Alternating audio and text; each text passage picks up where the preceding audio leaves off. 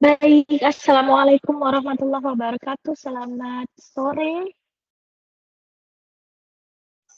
Selamat Waalaikumsalam. sore. Waalaikumsalam. Iya, halo Bapak Ibu mahasiswa semuanya. Mohon maaf tadi saya masuk keluar ya. Saya nge-switch akun dulu ya, soalnya akunnya masih pakai akun pribadi jadi tidak bisa merekam. Ini puji syukur alhamdulillah sudah bisa merekam.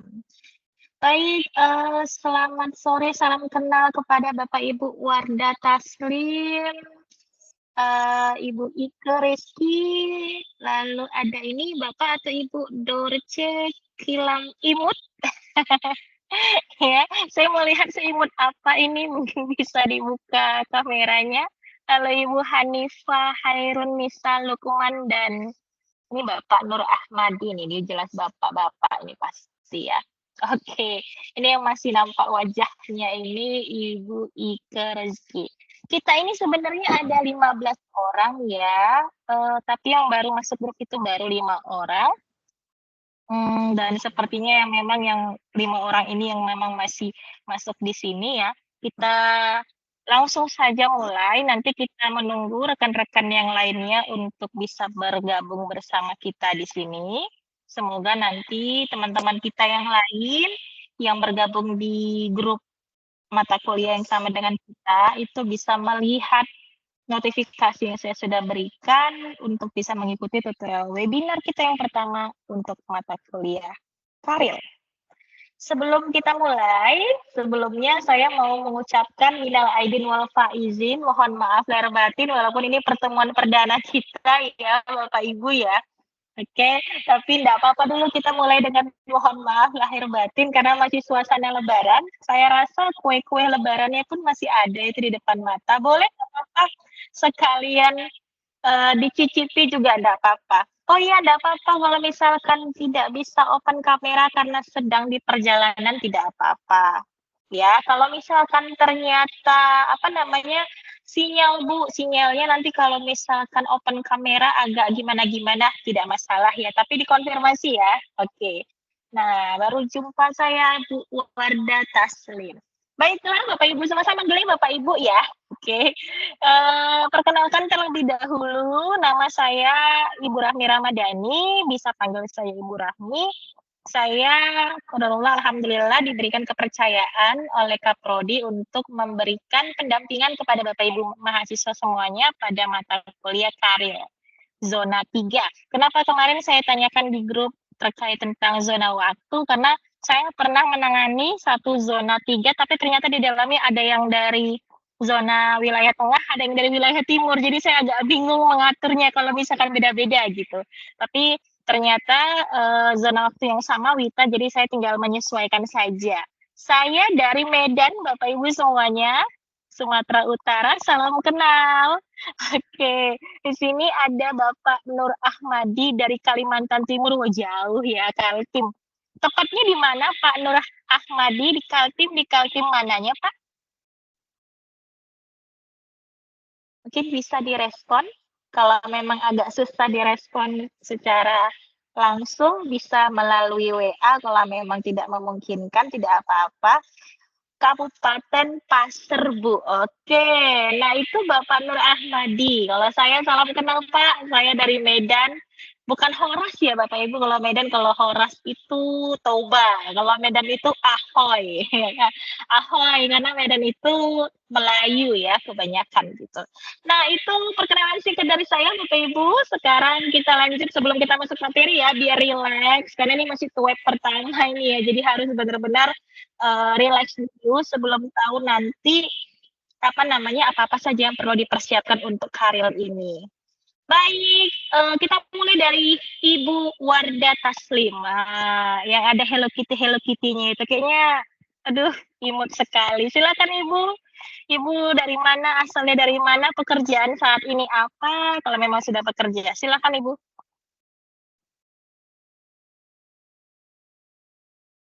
Assalamualaikum warahmatullahi wabarakatuh. Saya atas nama Wardah Taslim. Atas nama Wardah Taslim daerah Sulawesi Barat. Terima kasih. Sulawesi Barat. Tepatnya di mana Ibu Sulawesi Baratnya itu? Polewali, Bu. Boyo Polewali. berapa? Polewali. Oke. Polewali. Oke. Saat ini sudah bekerja kah Bu? Mungkin jadi guru atau seperti apa? Belum, Bu. Oh, Baru. belum. Oke, baik. Salam kenal Ibu dari Sulawesi. Wah, luar biasa jauh ya. Ini kita dipertemukan dengan teknologi nih. Kalau tidak, saya harus menyeberang berapa lama ini ya? Saya nggak bisa berenang pula ya kan. Sebelum sampai sana udah dimakan ikan hiu saya ya kan. Oke, itu Bu Wardah Taslim. Kita lanjut. Ibu Ike Rezeki. Silahkan Ibu. Ya, Assalamualaikum warahmatullahi wabarakatuh. Waalaikumsalam warahmatullahi wabarakatuh. Perkenalkan, nama saya Ike Reski.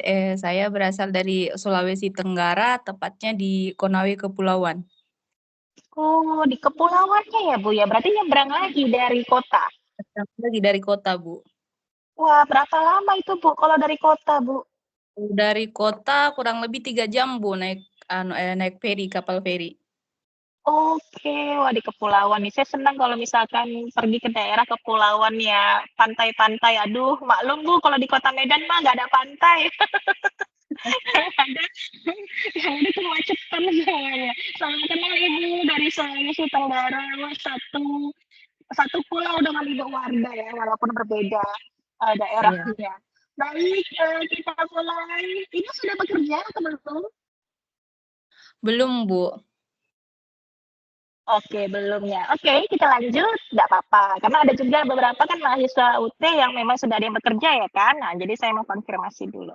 Baik, kita lanjut. Ini ada dari Ibu Dorce Kilam Imut. Ini tadi sudah mengatakan, Bu, di sini jaringan susah. Oke, Ibu Dorce dari Kalimantan Utara. Wah, Kabupaten Malinau. Saya dari Sungai Boh. Wah, luar biasa nih. Saya senang sekali kalau berjumpa dengan Bapak Ibu dari wilayah Sulawesi dan Kalimantan nih. Saya dengar Kalimantan cuman ketika berhubung suami saya juga sering dinas ke Kalimantan ya. Jadi cuma dengar dari situ ya. Kalimantan Barat, Kalimantan Timur, ternyata ada juga Kalimantan Utara ya. Oke. Nah, salam kenal Ibu Dorce dari saya Ibu Rahmi di Medan, Sumatera Utara. Kita lanjut. Ada Ibu Hanifah Hairunisa Lukman. Halo Ibu. Apakah bisa mengobrol langsung? Oke. Halo, salam kenal Ibu. Asal dari mana Ibu? Saya dari Sulawesi Selatan, Ibu. Oke, Sulawesi Selatan. Tepatnya di mana Ibu? Sengkang Wajo, Ibu. Oke, baik. Sudah bekerja kah? Iya, di SD Negeri 9 Sitampai. SD Negeri 9. Sudah lama?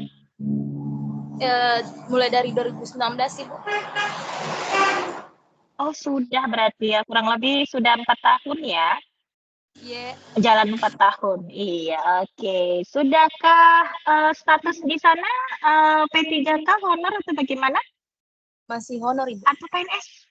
Oh, masih honor. Oke, saya doakan deh. Semoga nanti segera mungkin bisa statusnya naik jadi honor, jadi pegawai tetap.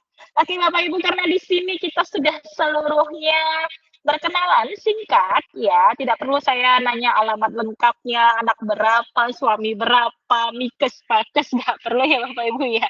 Oke, tapi yang perlu saya ketahui adalah lokasi Bapak Ibu semuanya supaya saya bisa menyesuaikan mulai dari waktu, mulai dari nanti kalau ada kesulitan jaringan begitu ya.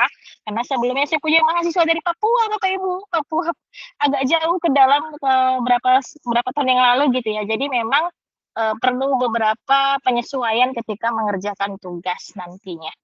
Baik Bapak Ibu, untuk mempersingkat waktu supaya nanti bisa selesai tidak terlalu sore, hari ini adalah tutorial webinar yang pertama. Saya izin Bapak Ibu perkuliahan kita di Tuweb ini saya rekam.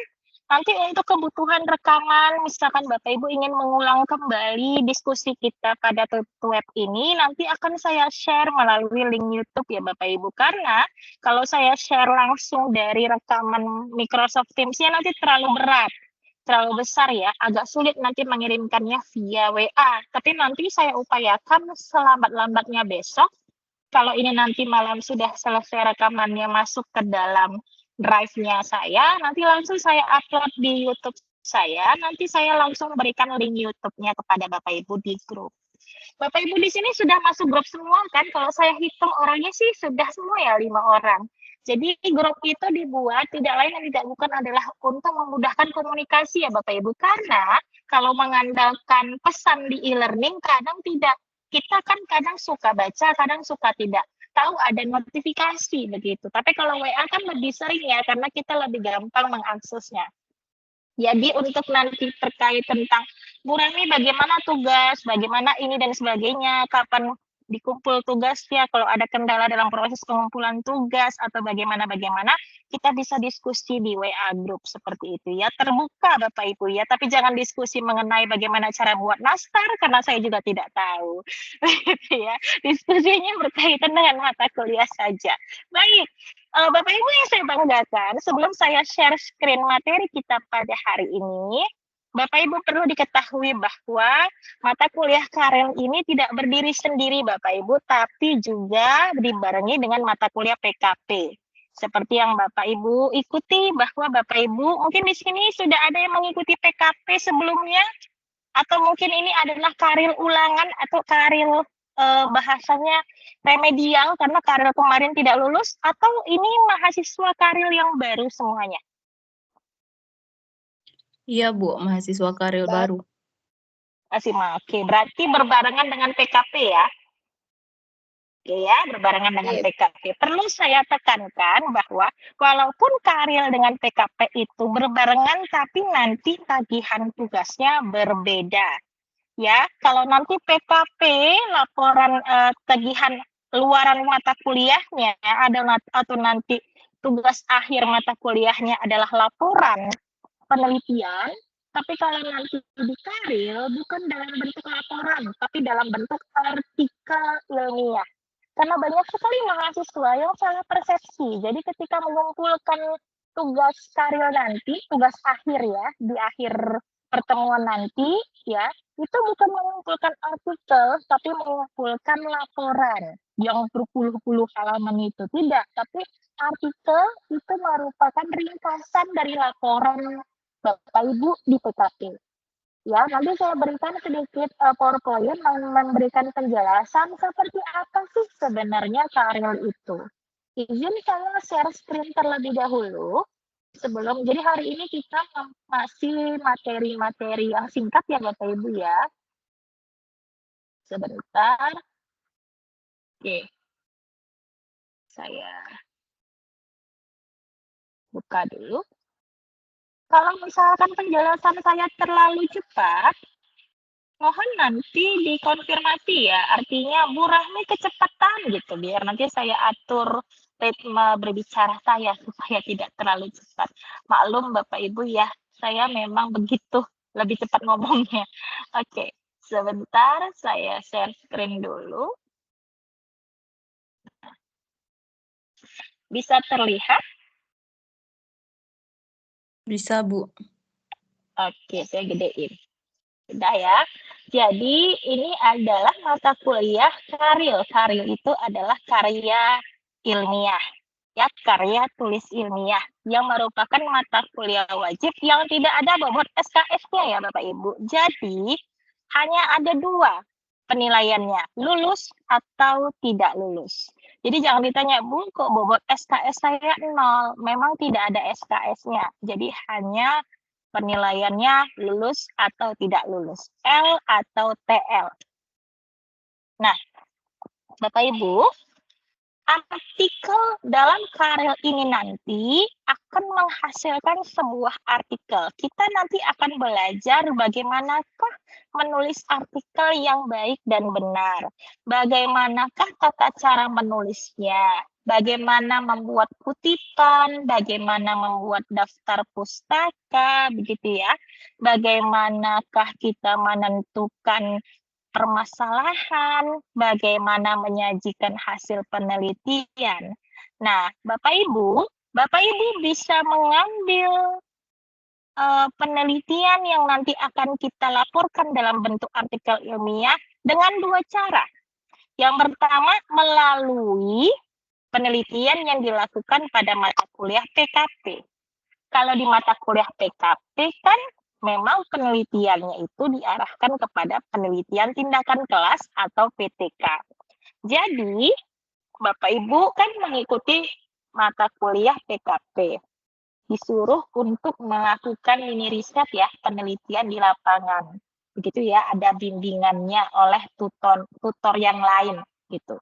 Nah, nanti Bapak Ibu sembari Bapak Ibu melakukan penelitian di mata kuliah PKP, kita juga menuliskannya dalam bentuk artikel ilmiah di mata kuliah Karil.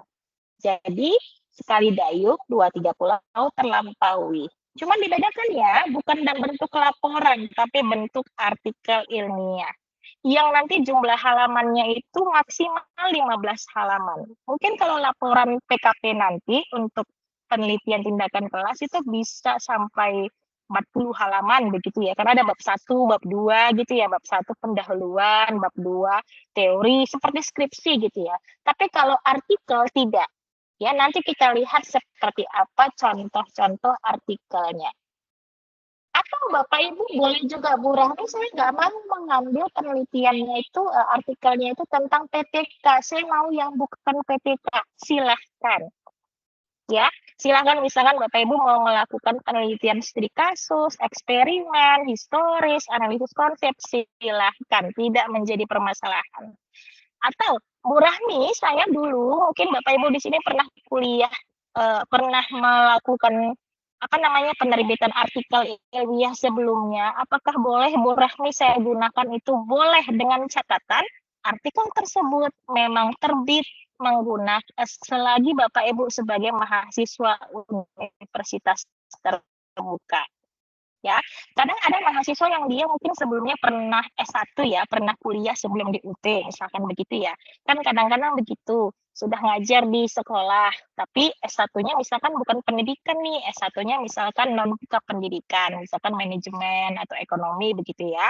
Lalu karena mengajar di sekolah dasar diharuskan untuk linier jurusannya. Jadi kuliah lagi deh di UT, ambil PGSD. Bu Rahmi, saya kan punya artikel dulu waktu S1 sebelumnya. Apakah boleh Bu Rahmi artikel itu saya gunakan untuk tugas di mata kuliah Karil ini? Tidak boleh. Mengapa? Karena artikel tersebut terbit bukan saat Bapak Ibu sebagai mahasiswa UT. Bisa dipahami ya? Jadi boleh Bapak Ibu tidak usah menulis artikel kalau memang sudah punya artikel sebelumnya, tapi dengan catatan memang artikel itu terbit saat Bapak Ibu masih berstatus atau sudah berstatus sebagai mahasiswa UT. Apa saja Bu konten untuk artikel ilmiah di mata kuliah Karil? Apa saja Bapak Ibu? Bisa tentang pendidikan, bisa tentang konten mata pelajaran, administrasi pendidikan, terserah. Tapi masih dalam ruang lingkup pendidikan guru sekolah dasar atau PGSD. Ya, misalkan Bapak Ibu mengambil kontennya untuk matematika, silahkan. Untuk bahasa Indonesia, silahkan. Penjaskes, silahkan. Tidak menjadi masalah. Mau di kelas rendah, silahkan. Mau di kelas tinggi, silahkan. Nggak ada masalah. Yang penting yang saya mau tekankan, bentuk artikelnya berbeda dengan bentuk laporan di PKP. Oke ya. Oke, kita lanjut. Nanti saya buka sesi pertanyaan. Nah, untuk mata kuliah Karil, kita ada 2 sesi. Sesi tutorial online dan sesi tutorial webinar atau web. Nah, terdiri dari 14 kegiatan belajar, yang mana nanti dari 14 itu ada 4 kali web. Ya, web pertama di kegiatan belajar yang pertama, web kedua di kegiatan belajar yang ke-6, dan web ketiga di pembelajaran ke-9. Dan web terakhir, ini biasanya web terakhir ini untuk mengkonfirmasi dan memfinalisasi artikel Bapak Ibu. Ya, itu nanti di kegiatan belajar yang ke-5. Sisanya Bapak Ibu bisa mengikuti atau membaca materi inisiasi yang ada pada e-learning. Tugas-tugas pun dimulai dari kegiatan belajar 3 yang sudah dibuka ya, mulai dari minggu ini. Lalu nanti di kegiatan belajar 5 ada tugas 2, kegiatan belajar 7, tugas 3, sampai nanti kegiatan belajar 10, tugas 4, dan terakhir di kegiatan belajar 13, tugas ke-5. Di kegiatan belajar ke-11, tugas ke-4, dan terakhir nanti tugas ke-4 di finalisasi di kegiatan belajar yang ke-14. Nah, nanti Bapak Ibu, artikel ilmiah yang akan diupload pada kegiatan belajar ke-14 ini wajib hukumnya bebas plagiasi. Jadi, bebas plagiasi itu bagaimana Bu Rahmi? Maka dari itu nanti kita di tugas kedua ada namanya kita belajar bagaimana cara menulis kutipan, memparafrase kutipan supaya nanti mengurangi tingkat plagiasi. Bapak Ibu, plagiasi itu adalah kemiripan. Jadi, dalam menulis artikel ilmiah, jangan kita mengcopy paste. Ambil, masukkan punya kita, jangan seperti itu ya.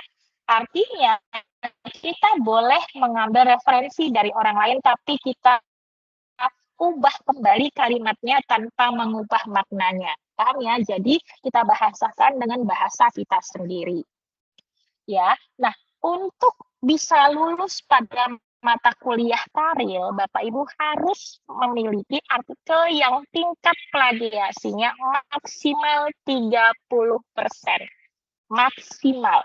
Jadi nanti kalau lebih dari 30%, Bapak Ibu akan saya suruh untuk melakukan revisi kembali.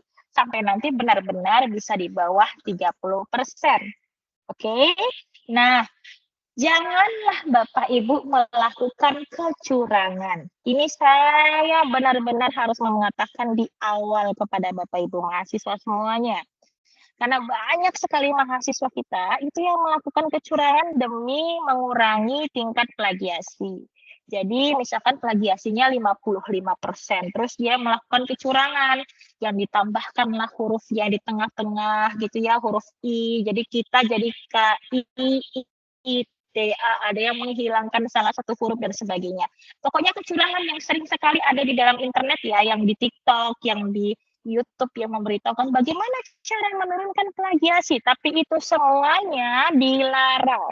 Kalau nanti ada Bapak Ibu yang mengirimkan artikel dengan bentuk yang ternyata seperti itu, ada kecurangan di dalamnya, ya, maka mohon izin, mohon maaf sebelumnya. Kalau nanti Bapak Ibu tidak melakukan perubahan atau revisi, maka sudah pasti Bapak Ibu tidak lulus mata kuliah Karil. Ya, jadi jangan sesekali melakukan tindak kecurangan seperti itu. Oke, dan juga Bapak Ibu diwajibkan untuk hadir setiap TUEP. Jadi ini TUEP pertama, kegiatan belajar 2. Nanti kita ketemu lagi nih di kegiatan belajar 6, TUEP kedua gitu. Jadi saya akan bantu sebisa saya melalui jarak jauh untuk mendampingi Bapak Ibu akhirnya nanti bisa membuat artikel ilmiah yang layak untuk lulus mata kuliah Karil yang plagiasinya di bawah 30%, yang susunan artikelnya sesuai dengan aturan yang ada di universitas terbuka, gitu ya, mulai dari jumlah daftar pustaka, kutipan, dan seterusnya. Saya yakin dan percaya Bapak Ibu bisa melakukannya, tapi dengan catatan lakukanlah sesuai dengan aturan yang berlaku. Jangan sesekali melakukan kecurangan. Bapak Ibu, untuk Karil tahun ini pengecekan plagiasi itu dibatasi hanya sampai 3 kali. Nanti di kegiatan belajar ke-13 sampai kegiatan belajar 14 kita itu akan sibuk untuk melakukan pengecekan plagiasi. Jadi saya sangat menyarankan sekali nanti draft artikel Bapak Ibu sebelum nanti di-upload di kegiatan belajar 14 untuk dicek plagiasinya, kirim dulu ke saya melalui Japri. Ya, kirim secara pribadi ke WA pribadi saya, jangan di grup. Untuk apa? Untuk saya cek sendiri artikel Bapak Ibu menggunakan aplikasi Turnitin saya. Kenapa? Kalau seandainya kata nanti Bapak Ibu sudah sampai ketiga kalinya masih di atas 30%, mohon izin. Bapak Ibu bisa Jadi, untuk membantu Bapak Ibu supaya nanti tidak terjadi hal seperti itu, maka saya akan bantu Bapak Ibu mendampingi sampai benar-benar nanti itu presentasinya memang sudah layak untuk diupload. Sehingga ini ketika kita upload, itu langsung di bawah 30%. Jadi tidak usah lagi upload berkali-kali. Itu ya, dan mohon kerjasamanya kepada Bapak Ibu semuanya. Kalau kita sama-sama bekerja, sama-sama berjuang, sama-sama belajar, maka bisa saya pastikan Bapak Ibu dapat lulus mata kuliah karya dengan nilai yang terbaik. Ya, minimal nilai yang harus diperoleh adalah 75. Dengan catatan, artikel Bapak Ibu lolos plagiasi maksimal 30%. Gitu ya. Oke. Jadi kalau Bu Rahmi di bawah 75 nggak lulus Bapak Ibu. Oke. Nah, ini jadwal web kita Bapak Ibu ya. Mohon izin di situ kan ada pukul 13.30 sampai 15.30. Kenapa sih saya buatnya di 14.30? Di 15.30 karena menyesuaikan jadwal saya hari ini ada kegiatan mengajar juga Bapak Ibu. Ini juga saya tinggal mahasiswa saya juga untuk mengerjakan kuis. Jadi saya mengambil, kalau saya turunkan ke pagi, saya khawatir nanti Bapak Ibu ada kegiatan lain. Dan saya juga di pagi ada jadwal kuliah. Jadi kalau saya turunkan ke sore sampai malam, nggak mungkin, itu waktunya istirahat. Maka saya ambil waktu gimana caranya ya supaya nggak terlalu sore kali, tapi masih memungkinkan untuk kita lakukan kegiatan web. Andai kata nanti tawaran tanggal web itu ternyata bentrok dengan Bapak Ibu, atau misalkan tawaran pukul atau waktu kita menyelenggarakan web itu kurang lebih agak mengganggu kegiatan Bapak Ibu, kita akan diskusi lagi ya Bapak Ibu. Tidak masalah, saya terbuka. Kalau misalnya Bapak Bu Rahmi mungkin bisa ke pagi, atau Bu Rahmi mungkin bisa ke agak siangan, atau Bu Rahmi bisa nggak ini. Cuman Bapak Ibu kita tetapkan terlebih dahulu kalau memang misalkan tanggalnya berubah dari tanggal web yang sudah ditetapkan oleh pihak program studi, maka nanti saya harus melakukan konfirmasi gitu ya. Tapi kita upayakan tetap sesuai jadwal, walaupun nanti jamnya yang akan kita sesuaikan kembali. Jadi mohon izin, mohon maaf kalau waktu web kita yang pertama ini saya agak undurkan sampai ke 15.30 ya. Seperti itu. Oke. Nah, jadi Bapak Ibu dalam artikel ilmiah nanti, Bapak Ibu, untuk Bapak Ibu yang artikel ilmiahnya itu berasal dari penelitian pada mata kuliah PKP, Bapak Ibu itu nanti di penulis pertamanya atau nama penulis pertama itu adalah nama Bapak Ibu ya. Baru nama penulis keduanya adalah nama tutor Bapak Ibu di mata kuliah PKP. Ya, karena pastinya mata kuliah PKP itu kan pasti tutornya memberikan memberikan pendampingan bisa menyelesaikan penelitian PPK-nya gitu. Jadi pasti ada andil. Jadi nggak mungkin dong hanya nama saya saja. Jadi Bapak Ibu tulis, jangan lupa dicatat siapa sih nama tutor untuk mata kuliah PKP Bapak Ibu saat ini. Pasti kan berbeda-beda ya ditulis. Jadi nanti ketika kita sudah ada draft artikelnya, dibuat namanya di penulis kedua. Gitu ya.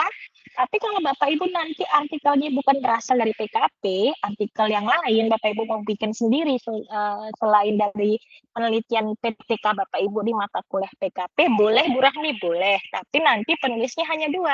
Bapak Ibu sebagai penulis pertama, lalu saya nanti nama saya yang paling belakang aja, nggak apa-apa. Gitu ya. Oke. Kita lanjut. Nah, Bapak Ibu, dalam menentukan referensi, menggunakan referensi nanti diharapkan berasal dari ruang baca virtual ya Bapak Ibu ya.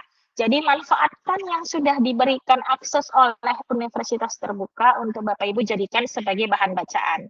Contoh, kita kan wajib artikel itu terdiri dari 10 referensi, 10 daftar pustaka, di mana diantaranya 5 berasal dari artikel jurnal ilmiah dan 5 berasal dari buku. Nah, Bapak Ibu bisa mencari yang buku ini melalui apa? Melalui rumah baca virtual kita di UT ya. Kalau artikel ilmiah nanti saya akan berikan tutorial bagaimana sih cara mencari referensi dari artikel ilmiah atau artikel jurnal ilmiah. Tapi kalau dari buku, Bapak Ibu bisa lihat dari ruang baca virtualnya UT. Tapi kalau nanti nggak ada murah nih, nah nanti akan saya bantu juga mencarikan bagaimana sih mencari buku dari laman Google untuk bisa kita jadikan sebagai referensi. Oke. Ini tutorial mengakses untuk ruang baca virtual, ya. Oke. Jadi mengaksesnya menggunakan username Bapak Ibu ya, username mahasiswa, lalu nanti passwordnya adalah UT Peduli. Oke, itu adalah selayang pandang tentang mata kuliah kita. Sampai di sini adakah pertanyaan? Silahkan. Saya stop sharing dulu. Ada pertanyaan?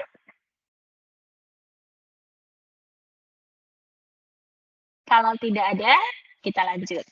Jadi ingat, artikel ilmiah adalah tugas akhir Bapak Ibu dari mata kuliah Karil ini. Jadi kalau Bapak Ibu nanti tiba-tiba tidak bisa menyelesaikan artikel ilmiahnya atau artikel ilmiah tidak selesai, maka tidak bisa lulus mata kuliah Karil. Wajib mengulang lagi mata kuliah Karil di tahun depan.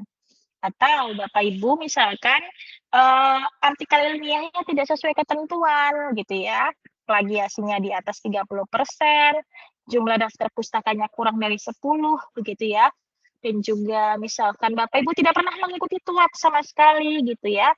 Lalu tiba-tiba Bapak Ibu menulis artikel gitu, entah dari mana, tiba-tiba ghostwriter gitu ya kan, TUAP nggak pernah hadir gitu, tapi tiba-tiba artikelnya muncul nih di kegiatan belajar 14. Ini saya pertanyakan tugas 1, tugas 2, tugas 3-nya sampai tugas 4-nya nggak diselesaikan gitu sama sekali, tiba-tiba udah ada aja artikelnya. Nah itu kan perlu pertanyaannya lebih lanjut, mengapa, why gitu ya, itu jadi penilaian. Jadi setiap tugasnya tetap harus dikumpulkan sesuai dengan waktu yang ditentukan. Oke. Feel free untuk bertanya ya Bapak Ibu ya, jangan takut, jangan malu-malu. Saya juga bukan tukang obat di sini Bapak Ibu ya. Jadi artinya Bapak Ibu kalau nggak paham, nggak mengerti, perlu pendampingan, perlu informasi lanjutan, nggak masalah, ditanyakan saja kepada saya. Saya pasti akan membantu Bapak Ibu, pasti. Nggak mungkin saya meninggalkan Bapak Ibu sendirian. Oke. Kalau tidak ada, Masih kita bingung lanjut. yang mau ditanyakan. Ya, Bu Ika? Masih bingung mau tanya apa, Bu? Masih bingung mau tanya apa. Oke, nggak apa-apa. Namanya juga masih permulaan ya, ibarat kata masih PDKT sama mata kuliahnya. Nanti ketika sudah mulai tugas, aduh Bu Rami ini gimana gitu. Baru mulai, aduh ini gimana isinya, baru mulai banyak pertanyaan di situ. Oke, enggak apa-apa, it's okay. Kita lanjut, saya share screen yang berikutnya. Saya share screen mengenai materi yang berkaitan bagaimana cara menulis artikel yang baik. Ya, saya ambil materinya dari rekan tutor yang lain supaya penyampaian materinya sama untuk semua. Ya.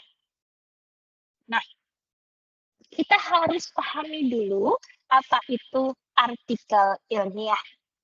Ya, Bapak Ibu coba, Bapak Ibu pernah tidak dengar apa sih itu artikel ilmiah, pernah nggak? Atau pernah tahu nggak seperti apa sih artikel ilmiah? Boleh boleh diberikan komentar, atau sama sekali baru pertama kali Bu Rami saya dengar nama istilahnya artikel ilmiah? Baru pertama? Baru ya? Oke. Bapak Ibu pernah baca koran? Majalah? Atau status WA? Status Facebook? Atau apa ya lagi? Novel? Ya, apa tuh? Silakan. Karya ilmiah itu seperti kayak karya hasil kajian, Bu, yang bersifat keilmuan. Iya. Contohnya gimana, Bu? Pernah baca nggak, Ibu, artikel ilmiah? Kalau pernah baca di mana ya?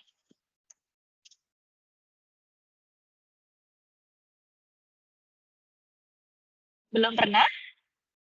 Kalau belum, nanti saya kenalin dengan yang namanya artikel ilmiah contohnya ya. Oke. Artikel ilmiah benar bahwa suatu produk tulisan ilmiah yang berdasarkan hasil kajian atau penelitian.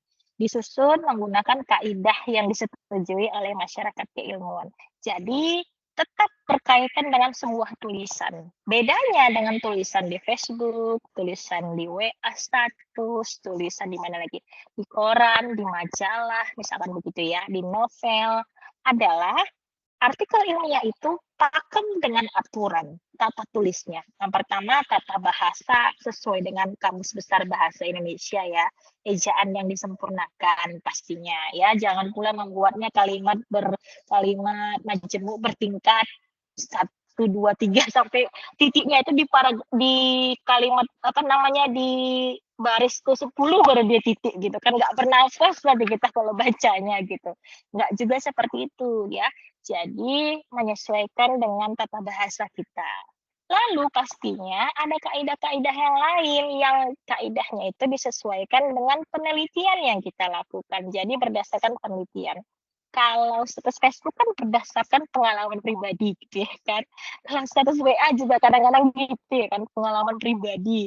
Baru makan ketupat opor gitu ya, malah sakit perut gitu. Kita bikin statusnya di WA, tapi kan itu berdasarkan kajian pengalaman pribadi. Tapi kalau di artikel ilmiah, kita bicara tentang ketupat opor juga, tapi dalam kajian penelitian. Misal, ketupat itu kan bentuknya seperti apa? Coba kalau di matematika, bentuknya seperti layang-layang, bentuknya seperti ini ya, kalau ketupat itu ya. Apa sih namanya? Belah ketupat ya.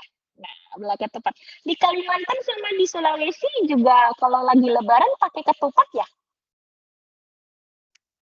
Kalau Sulawesi Tenggara buras, Bu. Buras, buras tuh yang gimana? Yang panjang-panjang ya? Kayak lontong kah atau Iya, gimana ya? yang dibungkus pakai daun pisang ya, semacam lontong, Bu. Oh, semacam lontong ya. Bentuknya berarti seperti tabung ya kalau di matematika ya. Gitu ya. Lebih tepatnya Atau persegi, bentuknya persegi. persegi panjang. Balok ya. Semacam balok ya mungkin. Saya sih penasaran seperti apa bulas gitu. Bapak Ibu, kenapa sih saya bahas ke situ? Karena kadang-kadang kita tuh oh begini ya, saya bisa lihat nih buras ya. Oke, bentuknya seperti bisa dikategorikan dibilang balok enggak ya, karena petak panjang ya. Berarti bisa dikategorikan balok lah ya, bukan tabung ya. Inikah? Iya, Saya sampai searching iya, ya iya. Bapak Ibu. Sebentar, saya coba sharing searchingan saya ini. Iya, karena saya senang gitu melihat sesuatu yang baru gitu sebentar. Buras. Inikah buras? Inikah Bapak Ibu? Gambarnya betul ya? Iya, Bu, iya. Heeh.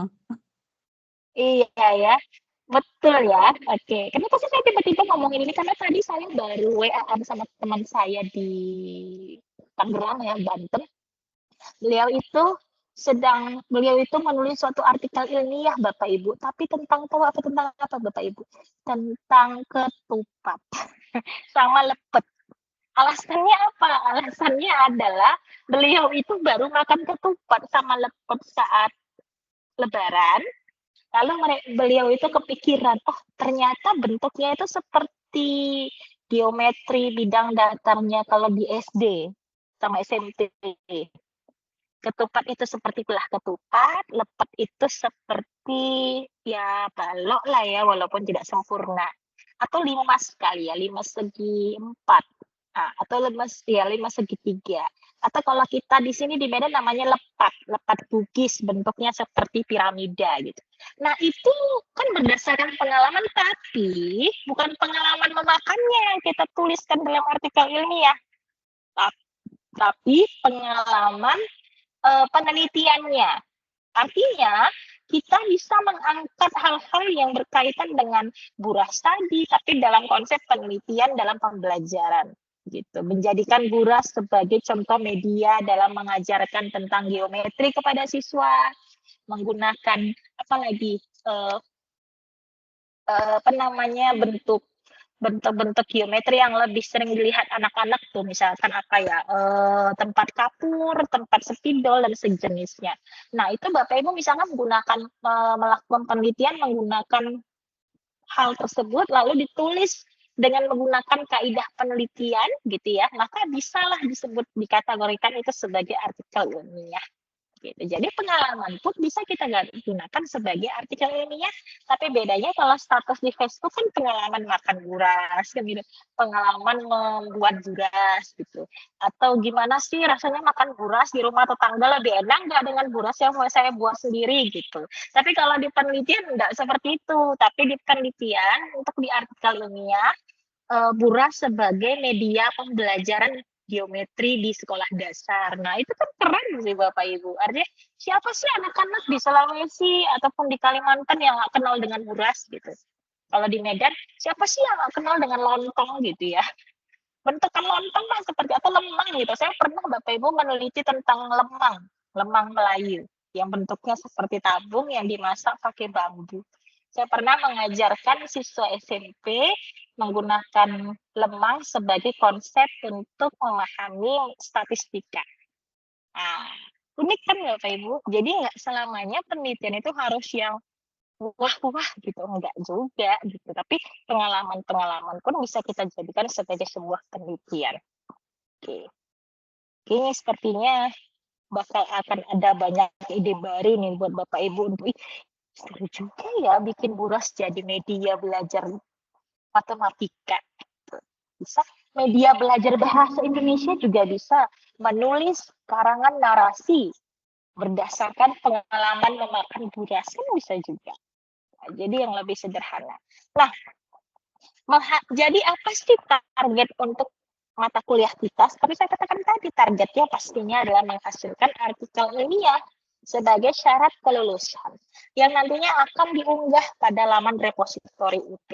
Dengan catatan apabila Bapak Ibu nilai artikel ilmiahnya itu minimal 75.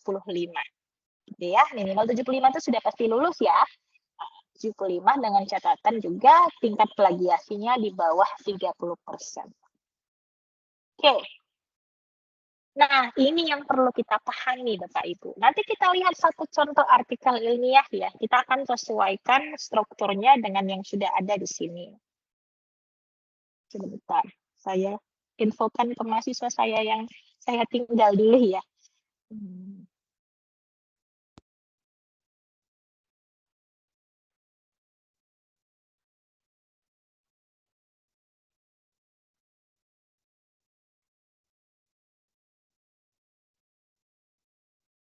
Oke.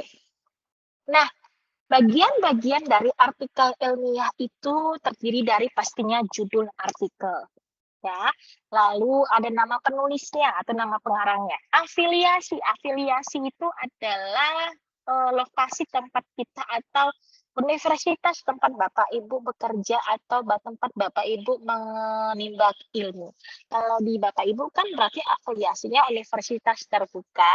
Kalau saya status saya pekerjaan sebagai dosen di universitas swasta yang ada di Kota Medan. Nama universitasnya Universitas Potensi Utama. Jadi nanti dalam artikel ilmiah itu di bawah judulnya ada nama penulis, di bawahnya ada nama universitasnya. Lalu ada nama istilahnya abstrak. Abstrak ini adalah ringkasan. Jadi biasanya abstrak ini panjangnya minimal 100 atau 150 sampai 200 kata. Ya, abstrak ini kadang ditulis dalam bentuk bahasa Indonesia, kadang bisa juga ditulis dalam bentuk bahasa Inggris, tergantung kepada ketentuan yang berlaku. Kalau di UT, abstrak itu bahasa Indonesianya saja. Lalu ada namanya keyword atau kata kunci. Nah, kata kunci itu atau keyword itu adalah kata yang digunakan yang nantinya ketika orang mencari artikel kita itu, misal gini ya, contoh artikel saya misalkan tentang buras gitu ya, buras sebagai media belajar geometri siswa sekolah dasar.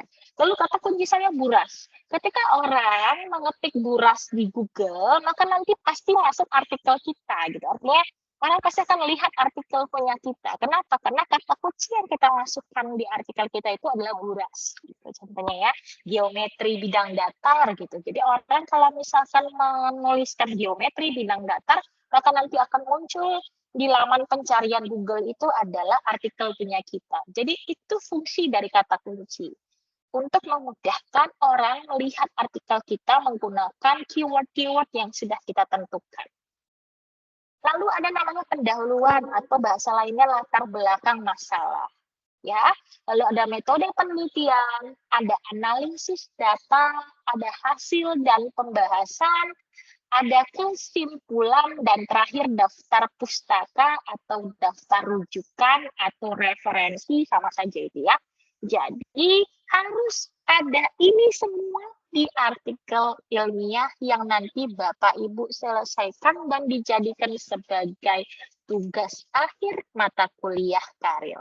Jadi harus ada judulnya, harus ada namanya, harus ada afiliasinya, ada abstraknya, ada kata kuncinya, ada pendahuluannya, metodenya ada, analisis datanya ada, hasil dan pembahasannya ada, kesimpulan dan daftar referensi atau daftar pustakanya ada. Kalau ini semuanya ada, maka Bapak Ibu poin 1 terpenuhi. Apa itu? Memenuhi kaidah penulisan artikel ilmiah. Sudah ada komponen-komponen artikel ilmiah yang ada pada tugas 4 Bapak Ibu. Kalau sudah, lanjut. Kita lihat apa. Nah, ini contoh dari artikel ilmiah. Ini dalam bahasa Inggris ya. Nanti coba saya searchingkan dalam bahasa Indonesia. Nah, mana sih Bu Rani yang namanya judul? Ini, judul itu yang ini ya.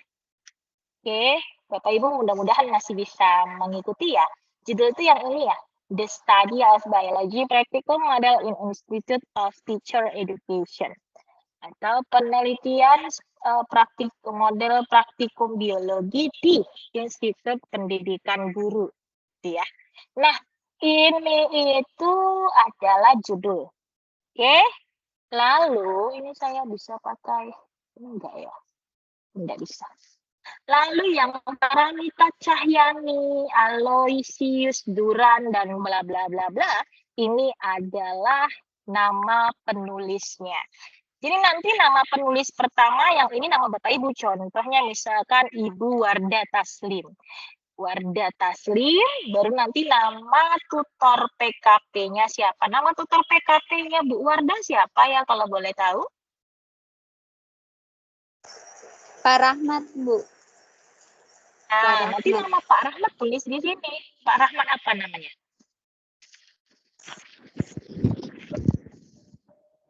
Pak Rahmat tahu. Pokoknya gitu ya, Bu. Pak Rahmat aja lagi ya. Kita sebut saja namanya Pak Rahmat gitu ya. Jadi di sini Rahmat, baru nanti yang ketiga sini baru nama saya Rahmi Ramadhani. Gitu ya. Jadi tetap nama Ibu di sini, lalu nama Pak Rahmat sebagai tutor PKP, baru nanti nama saya nomor 3.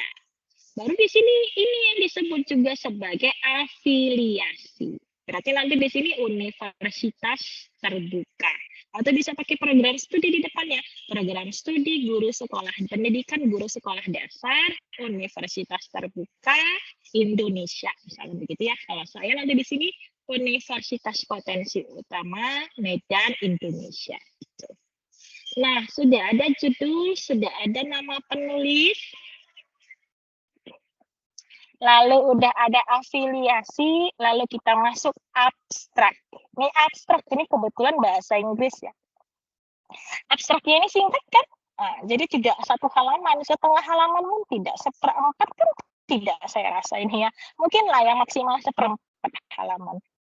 Jadi biasanya itu 100 atau 150 gitu minimal, maksimalnya itu 200-250 kata.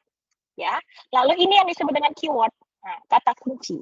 Jadi nanti ketika kita masukkan biology practicum ke dalam Google gitu ya, atau biology learning ke dalam Google, nanti muncul nih artikel si punyanya Ibu Paramita Cahyani. Jadi itulah fungsi dari keyword tadi atau kata kunci tadi. Oke ya, jadi ini bagian awal sebuah artikel itu terdiri dari judul, nama penulis, universitasnya, lalu ada abstrak, ada kata kuncinya. Oke. Nah, sekarang kita lanjut. Bagaimana sih caranya memulai menulis artikel ilmiah? Ya, caranya yang pertama Bapak Ibu harus tahu dulu apa masalahnya. Bukan judulnya ya, tapi masalahnya. Oke, coba saya mau dengar dari Ibu Wardah Taslim dulu. Nah, Ibu sudah mengikuti MK PKP.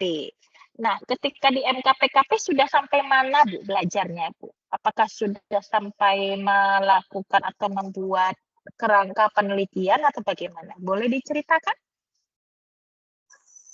Belum pernah belajar PKP, Bu. Baru insya Allah Sabtu mulai. Oh, hari Sabtu mulai. Berarti ini kita duluan ya, berarti startnya dari PKP ya. Oke, baik. Begitu juga kah dengan Ibu Ika Rizky? Iya sama Bu, belum untuk mata kuliah PKP belum ada yang mulai. Kayaknya nanti minggu depan Belum ada yang kayaknya. mulai.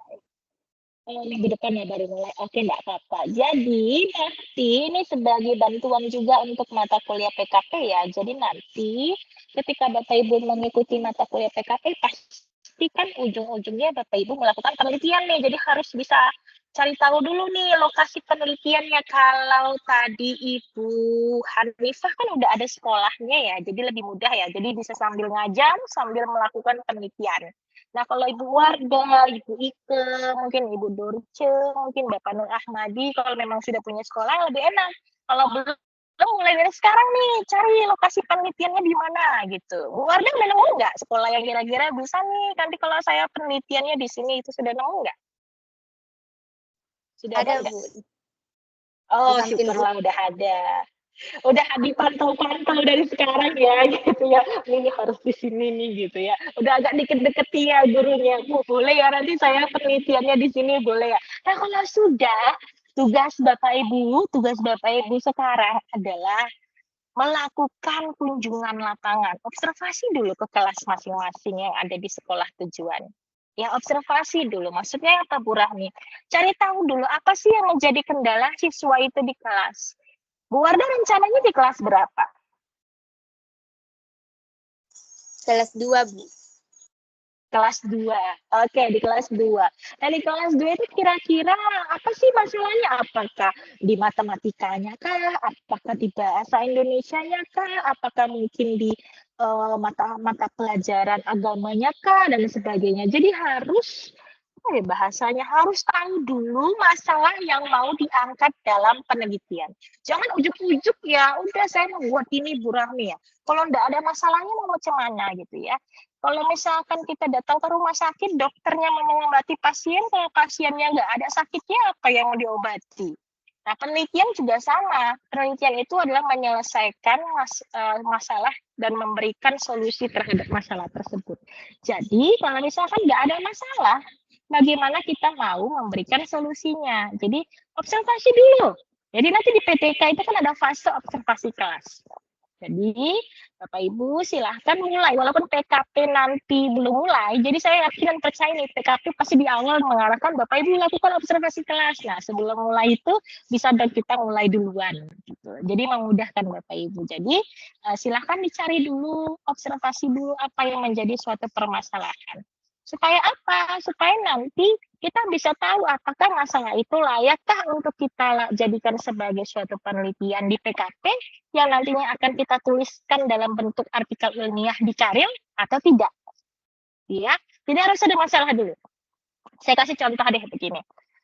Misalkan saya itu sedang melakukan penelitian nih, saya sudah mengobservasi di salah satu sekolah yang ada di Kabupaten Karo, Provinsi Sumatera Utara, tepatnya di Kota Brastagi.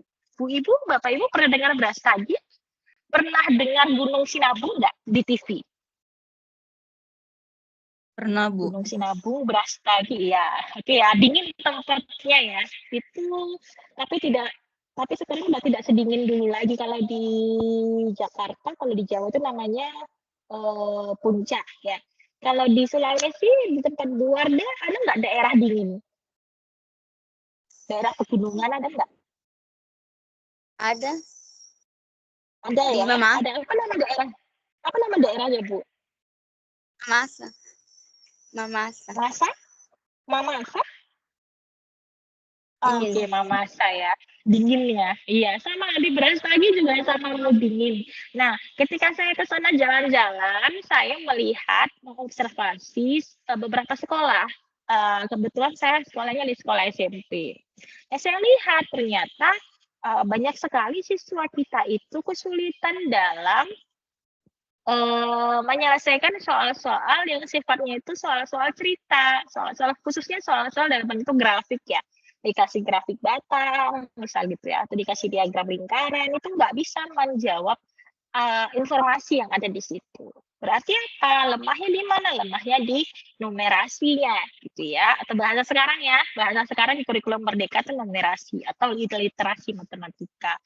Nah, itu masalah ternyata. Setelah saya observasi kelas, saya tanyakan dengan gurunya, lalu saya lihat respon siswanya, ternyata siswanya kesulitan. Alasannya mengapa? Siswanya malas baca. Gitu. Siswanya nggak paham apa sih gambar buletan warna-warni, ada persentase-persentasenya itu apa gitu. Ada grafik-grafik panjang pendek itu apa. Mereka nggak bisa membaca grafik yang disajikan. Nah, itu masalah. Nah, akhirnya saya angkat menjadi suatu penelitian. Bagaimana supaya siswa itu lebih mudah memahami soal-soal bentuk gambar, bentuk cerita seperti itu lebih mudah dipahami. Caranya adalah misalkan saya melalui pembelajaran yang baru saya mau berikan kepada siswa, misalkan bisa menggunakan media gitu ya supaya siswa jadi lebih termotivasi, atau kita menggunakan itu tadi misalkan media kutukan atau media buras misalkan. Contoh misalkan saya itu pakai lemang Melayu gitu ya.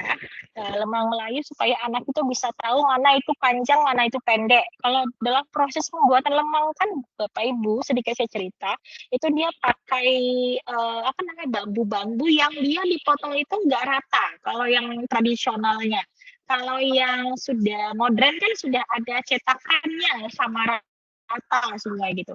Tapi kalau misalkan dia yang tradisional itu bambu yang dipotong itu ada yang panjangnya 30 cm, 45 cm, ada yang 60 cm gitu. Random gitu, ngacak gitu. Nah, di situ saya menggunakan media itu, walaupun nggak asli ya, karena susah mencarinya. Saya kasih aja medianya, gambar gitu, foto yang anak-anak itu sudah tahu bagaimana cara bikin lemang seperti itu. Jadi mereka saya ajak untuk bercerita, apa yang bisa kamu lihat dari gambar ini? Oh, ada yang pendek, Bu, bambunya, ada yang panjang bambunya. Saya mau mengajarkan tentang data paling rendah atau data terkecil dan data terendah tertinggi dalam statistika. Dan puji syukur alhamdulillah anak-anak jadi lebih mudah memahaminya gitu. Jadi mereka langsung tahu nih, oh berarti ini lebih pendek daripada yang ini. Yang ini lebih panjang daripada yang ini. Artinya dikasih sebuah nanti itu kan dalam bentuk konsep nyata ya. Baru nanti saya buat dalam bentuk grafik. Nah, mereka pada akhirnya tahu bahwa kalau yang bentuknya lebih pendek daripada yang lebih tinggi, berarti dia itu data yang lebih rendah daripada data yang satu lagi. Nah, itu contohnya ya Bapak Ibu. Artinya itu solusi yang kita tawarkan. Menggunakan pembelajaran berbasis masalah misalkan, atau realistic mathematics education. Pembelajaran berbasis realistik. Kita kasih konsep nyata kepada siswa kita. Nah, itu merupakan suatu kajian yang bisa kita jadikan sebagai penelitian kita.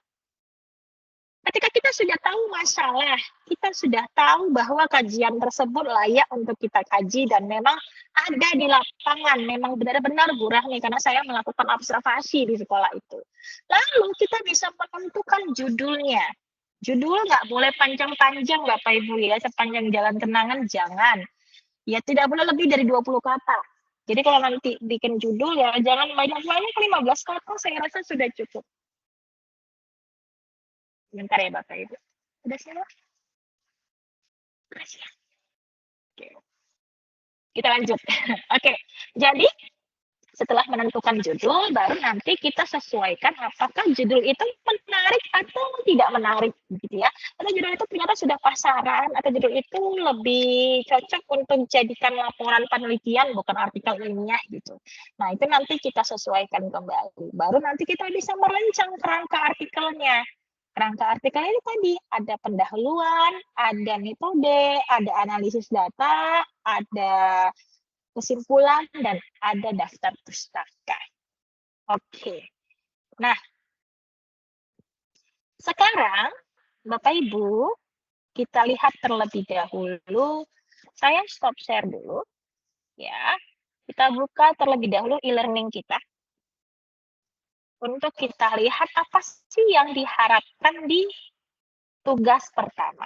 Saya sudah kasih ya Bapak Ibu di grup untuk tugas pertama formatnya seperti apa, supaya nanti Bapak Ibu bisa lebih mudah untuk mengerjakan tugas pertama untuk mata kuliah karir ini. Sekali lagi, feel free kalau misalkan ternyata ada yang masih kurang paham atau masih bingung. Bu Rani mungkin sekarang belum tahu mana yang bingung, tapi nanti kalau misalkan saya ketemu bingungnya saya saat menyelesaikan tugas satu, boleh ya Bu Rani tanya di grup, silahkan. Bebas, sebebas-bebasnya dipertanyakan, tidak masalah sama sekali gitu ya. Nggak masalah sama sekali. Oke. Nah, saya buka dari e-learning ya Bapak Ibu sebentar.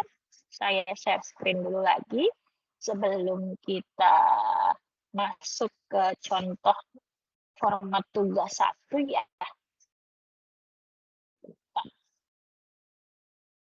Ini Bapak Ibu bisa lihat di e-learning juga ya, terkait tentang konsep karya ilmiah. Nah, untuk format-format dalam artikel ilmiah untuk mata kuliah kita nanti akan saya share di tugas ketiga ya Bapak Ibu. Nanti di tugas ketiga saya share draft formatnya. Jadi yang nanti Bapak Ibu tinggal ketik aja langsung di situ gitu ya.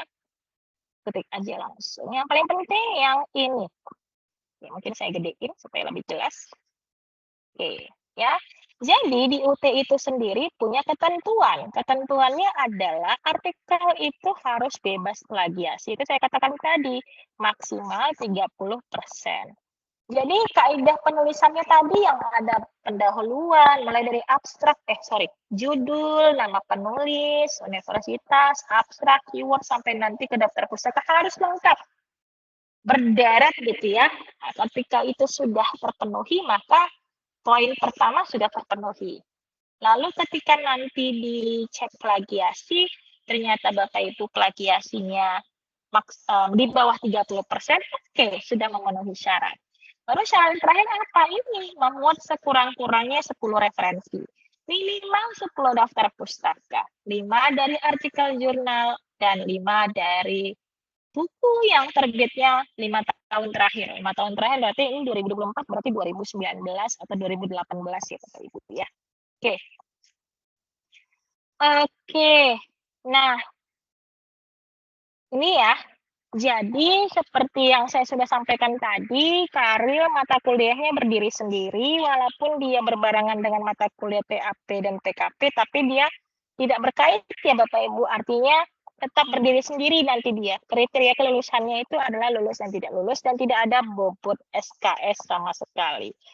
Dan artikel ilmiah yang dipakai, yang ditulis, nantinya harus sesuai dengan program studi kita ya. Jangan nanti Bapak Ibu buatnya, Bapak Ibu kan di PGSD, tiba-tiba nanti artikel ilmiah Bapak Ibu tentang ekonomi, tentang pertanian, kan tidak sesuai gitu ya.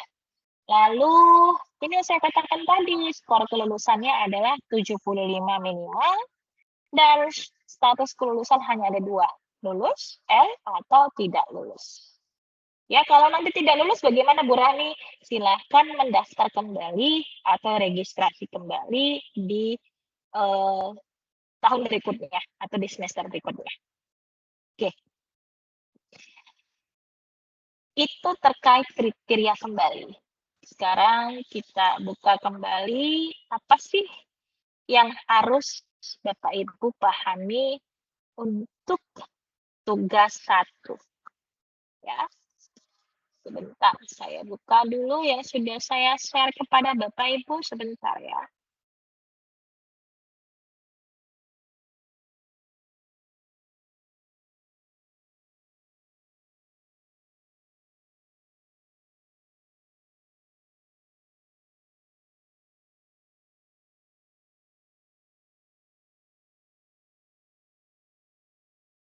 Bisa dilihat Bapak Ibu?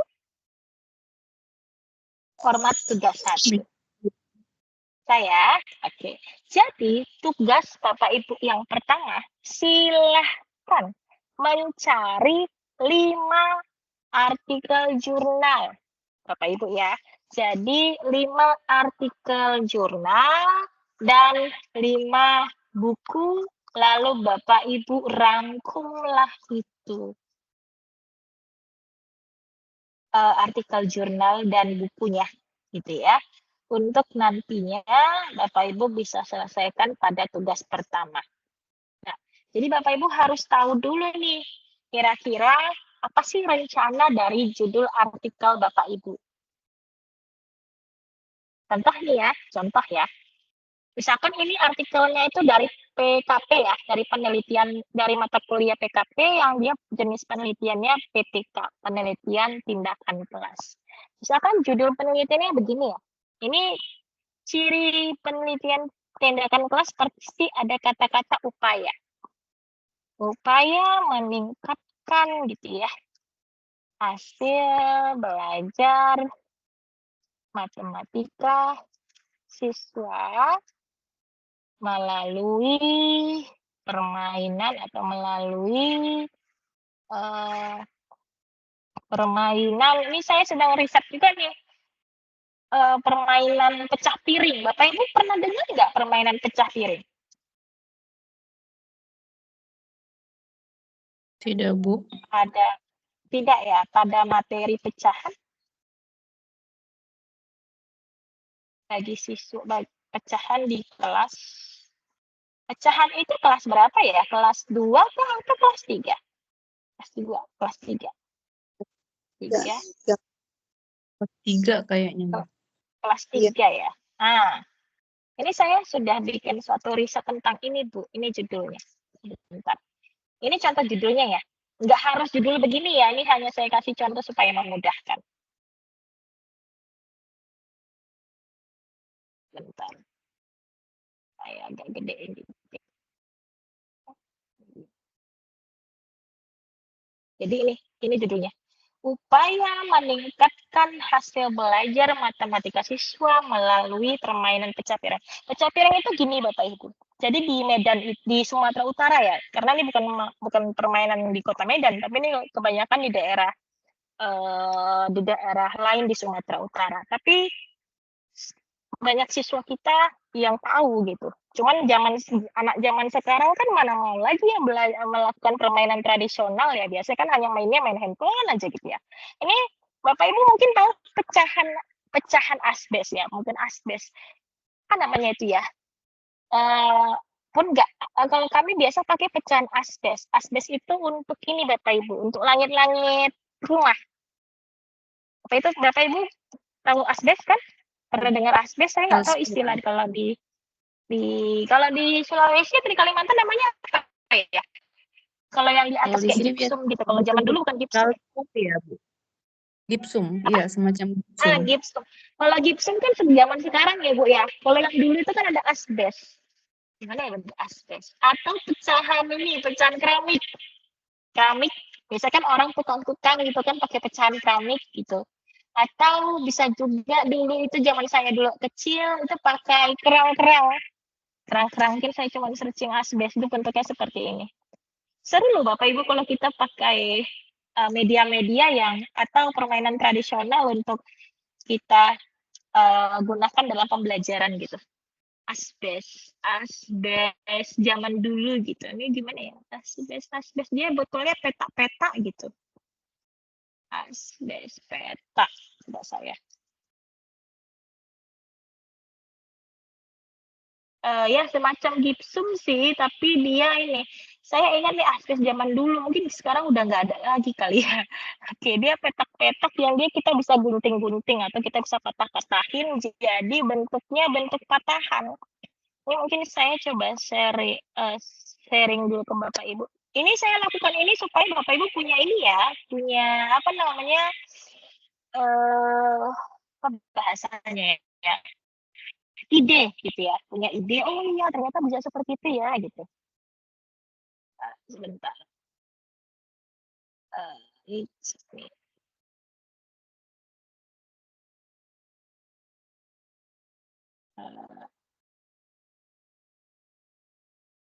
Saya ada ini pernah melakukan riset seperti itu dan anak-anak tuh senang banget, apalagi anak kelas 3 SD ya Bapak Ibu ya, ketika kita ajak belajar matematika sambil main itu mereka langsung ya, Bu lagi gitu. Akhirnya seru gitu. Saya mengajarkan konsep pecahan. Pecahan itu kan ada pembilang, ada penyebut gitu ya. Ada konsep sisa di situ. Jadi saya ngajarkan tentang itu. Sebentar saya share ke Bapak Ibu dulu. Sebentar ya. Saya nyari dulu nih mana dia filenya. Udah nggak ya di sini. Nah, tentang saya kasih tunjuk.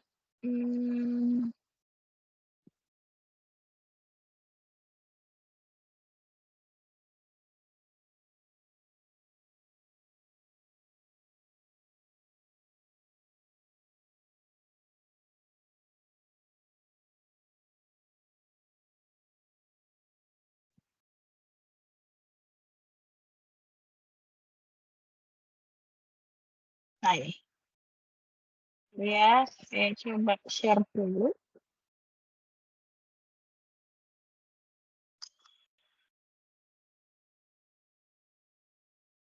Saya stop sharing dulu. Saya kasih tunjuk kepada Bapak Ibu. Supaya bisa oh begitu ternyata Bu Rahmi gitu. Ya, apakah saya penasaran apakah di Sulawesi atau di Kalimantan ada juga yang seperti ini jenisnya. Abaikan bahasa Inggrisnya Bapak Ibu. Nah ini contohnya main pecah piring. Nah jadi nanti bisa dilihat ya Bapak Ibu gambarnya. Ini saya gedein. Nah jadi nanti anak-anak itu dibagi menjadi 2 kelompok Bapak Ibu. Dibagi menjadi 2 kelompok. Nih, nah ini saya risetnya ketika zaman COVID ini Bapak Ibu. Makanya ada pakai masker gitu ya. Masih kecil-kecil nih anak kelas 3 SD. Si Imut. Ini saya bagi menjadi 2 kelompok. Baru nanti di sini dia Bapak Ibu. Jadi pecahan piringnya disusun. Nah ini dia. Berarti mereka lempar pakai bola kasti. Jadi mereka lempar pakai bola kasti, mereka akan susun nih berapa sih sisanya gitu. Nah ini anak sedang berhitung. Dia sudah lempar, sisa yang di sini berapa, yang jatuh berapa. Nanti mereka akan tahu siapa yang menjadi pembilangnya, siapa yang menjadi penyebutnya gitu. Ini mereka sedang sulit, yang siapa duluan yang melempar. Seru Bapak Ibu. Nah ini saya gunakan untuk memberikan bantuan kepada siswa ketika mereka belajar tentang konsep pecahan. Masih konsep ya, masih menentukan, masih mengenal apa itu pembilang, apa itu penyebut gitu, masih membuat suatu konsep pecahan. Jadi kalau misalkan asdes itu disusun menjadi 10 tingkat, nanti kalau jatuh sisanya jadi berapa, sisanya itulah yang disebut sebagai apa. Nah, di sini kita belajar. Anak dikuatkan tentang konsep itu dulu. Jadi anak-anak disuruh untuk, ini saya ada lembar kerjanya gitu. Tabel gitu ya, disuruh nanti mereka untuk nyusun tabelnya. Membuat angka-angka yang mereka dapatkan dari proses mereka tadi lempar-lempar tadi, seperti itu. Ini contoh. Jadi, itu sebagai artikel, sejudul artikel alasan mengapa artikel itu ditulis. Nah ya, jadi upaya meningkatkan hasil belajar matematika siswa melalui permainan pecah piring. Nah, kalau Bapak Ibu menggunakan permainan tradisional di sana juga boleh untuk membantu siswa memahami materi-materi tertentu. Nah, rumusan masalahnya gimana? Apa yang mau Bapak Ibu ambil? Kalau misalkan Bapak Ibu mau menggunakan judul artikel ini, contohnya adalah hasil bagaimana gitu ya, bagaimana aktivitas belajar siswa setelah mengikuti pembelajaran melalui pembelajaran matematika, pembelajaran materi pecahan melalui permainan pecah piring gitu ya. Ini contoh saja Bapak Ibu bisa disesuaikan. Jadi nanti harapannya adalah, jadi rumusan masalah itu bentuknya 5W tambahan ya Bapak Ibu. Kalimat pertanyaan, kalimat tanya. Dalam hal ini saya pakai kalimat tanyanya bagaimana. Jadi harapannya nanti ketika penelitian kita bisa melihat bagaimana aktivitas belajar siswa ketika mereka mengikuti pembelajaran yang kita buat. Apakah siswa itu senang, tertarik, antusias, kita nanti akan ceritakan secara deskriptif. Apakah ada siswa yang merasa antusiasnya itu bagaimana, apakah mereka itu saling membantu atau tidak membantu, begitu ya. Lalu rumusan masalah berikutnya bisa kita bikin bagaimana gitu ya, hasil peningkatan, hasil belajar matematika siswa setelah mengikuti materi pembelajaran materi pecahan melalui permainan pecah piring. Nah, 2 aja nggak apa-apa. Atau mau pakai 3 juga boleh. Ini bagaimana peningkatan gitu ya. Ini yang terakhir aja. Kita bikin yang terakhir. Ini misalkan kita mau buat bagaimana sikap siswa setelah mengikuti pembelajaran materi pecahan melalui permainan pecah piring. Nah, jadi kalau dia PTK biasanya itu kalimat tanyanya selalu dengan menggunakan kalimat tanya bagaimana, karena PTK itu sifatnya adalah deskriptif ya, menjabarkan proses pembelajaran. Jadi ketika nanti Bapak Ibu sudah menentukan judul artikel, kan ini Bapak Ibu saya suruh untuk melakukan observasi kelas dulu ya. Apa kira-kira masalahnya? Oh, masalahnya di materi apa, di pembelajaran apa, kira-kira solusinya apa ya menurut Bapak Ibu yang tepat ketika siswa itu susah belajar tentang pecahan atau susah belajar tentang geometri atau susah belajar tentang bahasa Inggris atau bahasa Indonesia, kira-kira apa? Misalkan kalau bahasa Indonesia, siswa ini kesulitan dalam membaca nyaring. Kalau di siswa kelas rendah ya, membaca nyaring. Loud reading. Apa sih yang harus dilakukan? Misalkan Bapak Ibu melakukan yang namanya membaca nyaring bersama, misalnya seperti itu ya. Atau macam-macam lah, artinya strategi gitu ya. Strategi yang Bapak Ibu bisa lakukan ketika ada masalah di kelas. Lalu Bapak Ibu tulis judulnya. Jadi kalau misalkan PTK itu selalu diawali dengan kalimat upaya meningkatkan. Ya, karena PTK itu adalah proses ya. Jadi dia kan bersiklus-siklus. Jadi nanti harus ada statement di depannya upaya meningkatkan. Oke, baik. Rumusan masalahnya boleh mengikuti yang punya saya, nanti tinggal disesuaikan. Jadi yang pertama pasti PTK itu melihat aktivitas belajar, ya. Lalu bisa juga melihat sikap siswa, apakah siswa itu merasa senang, antusias gitu ya. Lalu bagaimana peningkatan hasil belajar siswa, yang nanti kita lihat ketika siklus pertama bagaimana sih siswa pemahamannya tentang pecahan setelah belajar menggunakan permainan pecah piring, lalu siklus kedua bagaimana, lalu siklus ketiga bagaimana. Ada nggak meningkat ketiga siklus tersebut? Kalau memang ada sudah meningkat, maka nanti penelitian kita berhasil, seperti itu Bapak Ibu. Nah, ketika sudah tahu nih judul artikelnya seperti apa, Bapak Ibu silakan mencari referensi yang berkaitan dengan ini. Jadi apa referensinya? Bapak Ibu cari referensi mengenai pembelajaran matematika. Nah, misalkan melalui permainan pecah piring gitu ya, atau pembelajaran matematika melalui permainan gitu. Jadi bisa nih referensinya terkait tentang pembelajaran matematika melalui permainan atau pembelajaran matematika pada materi pecahan gitu. Masih berkaitan dengan judul. Ya. Jadi nanti tulis judulnya di sini. Tulis judulnya di sini, artikel 1, artikel 2-nya apa, jadi minimal 5 artikel. Artikel 3, artikel 4, artikel 5. Baru nanti nama jurnalnya apa. gitu ya. Nanti saya kasih contoh. Nama penulisnya apa, tahun terbitnya apa, lalu rangkuman. Lebih mudah, Bapak Ibu, copy paste aja abstraknya kemari. Abstraknya di copy paste letakkan di sini. Gitu ya, abstraknya. Begitu juga dengan rangkuman artikel 2, artikel 3, sampai artikel kesekian. Minimal 5 ya, nggak boleh kurang loh. Lebih boleh, kurang nggak boleh. Buku juga sama ya. Buku nanti bisa lihat di ruang baca virtual. Ya, bukunya bebas. Boleh tentang pendidikan, boleh tentang pembelajaran. Pokoknya berkaitan dengan judul yang sudah kita tulis. Permainan tradisional, kalau karena saya tentang permainan tradisional ya. Atau tentang belajar matematika yang menyenangkan, itu terserah Bapak Ibu. Dan silahkan ditulis rangkumannya.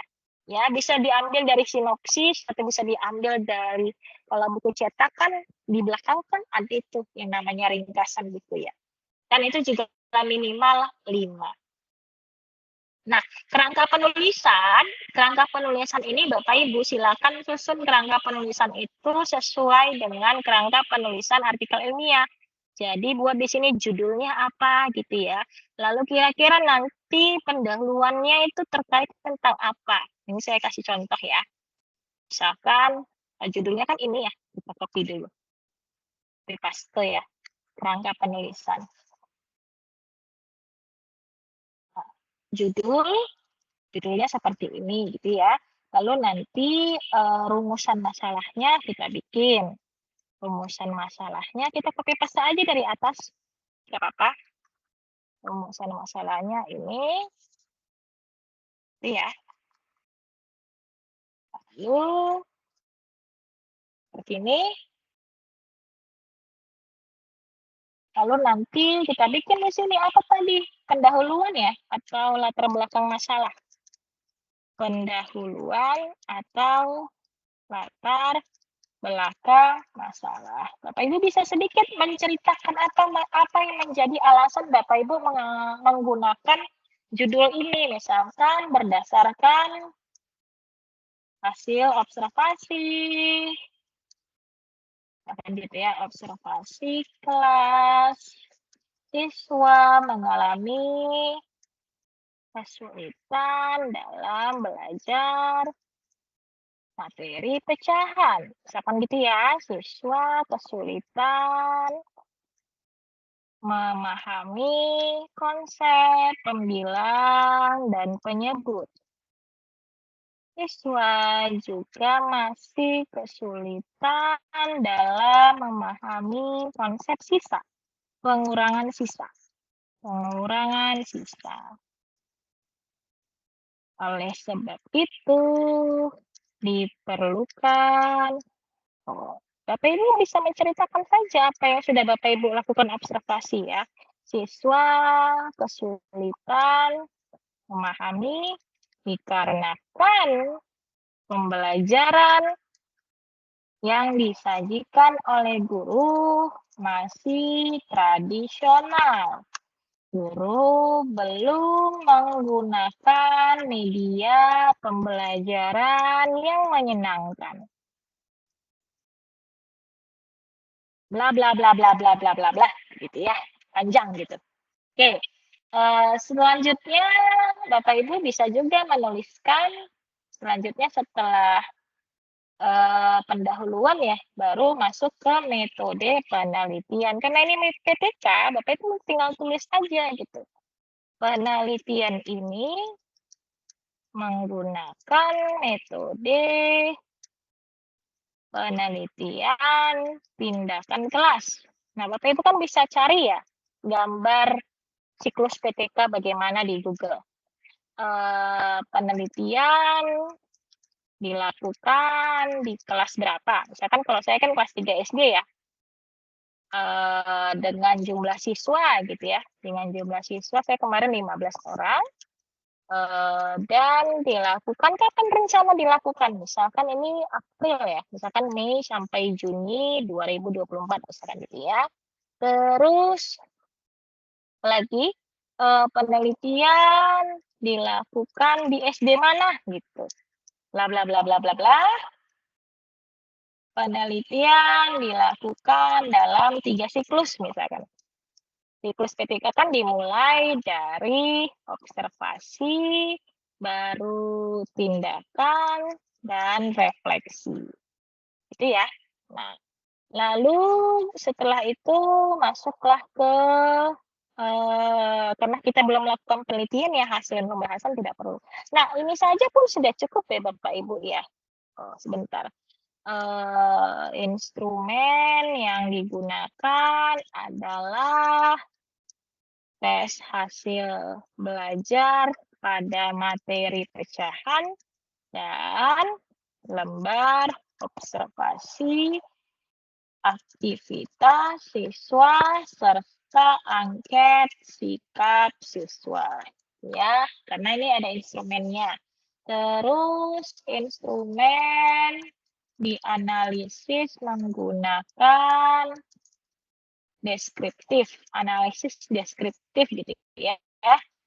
Analisis deskriptif. Oke. Kalau nanti kita pakai kriteria KKN dituliskan aja Bapak Ibu, nggak ada masalah. Nah, jadi kurang lebih beginilah untuk untuk tugas 1. Ya. Gimana sih Bu Rahmi cara mencari referensi jurnal? Ini saya stop share dulu ya. Oke, sebentar. Saya stop share dulu. Saya coba bantu Bapak Ibu, saya share dulu yang window. Sorry. Entire. Ini aja. Ya.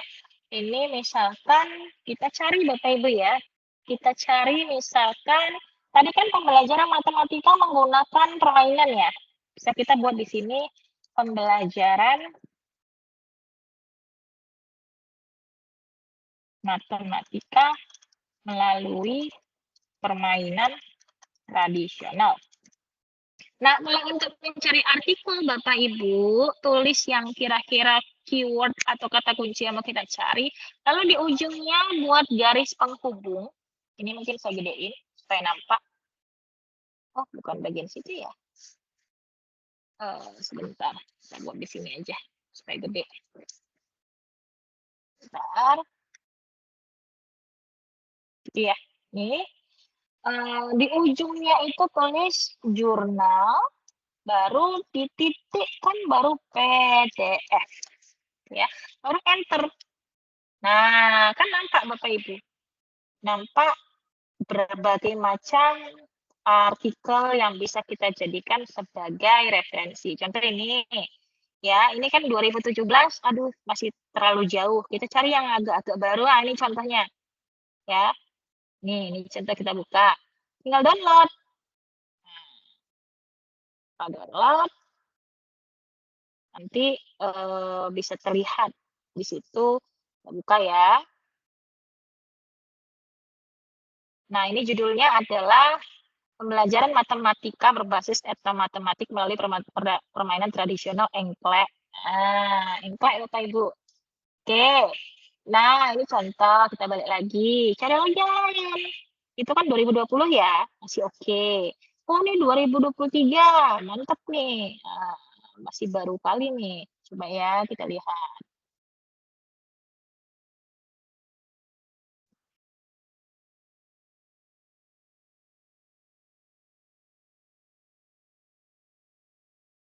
Nah, Bapak Ibu perhatikan.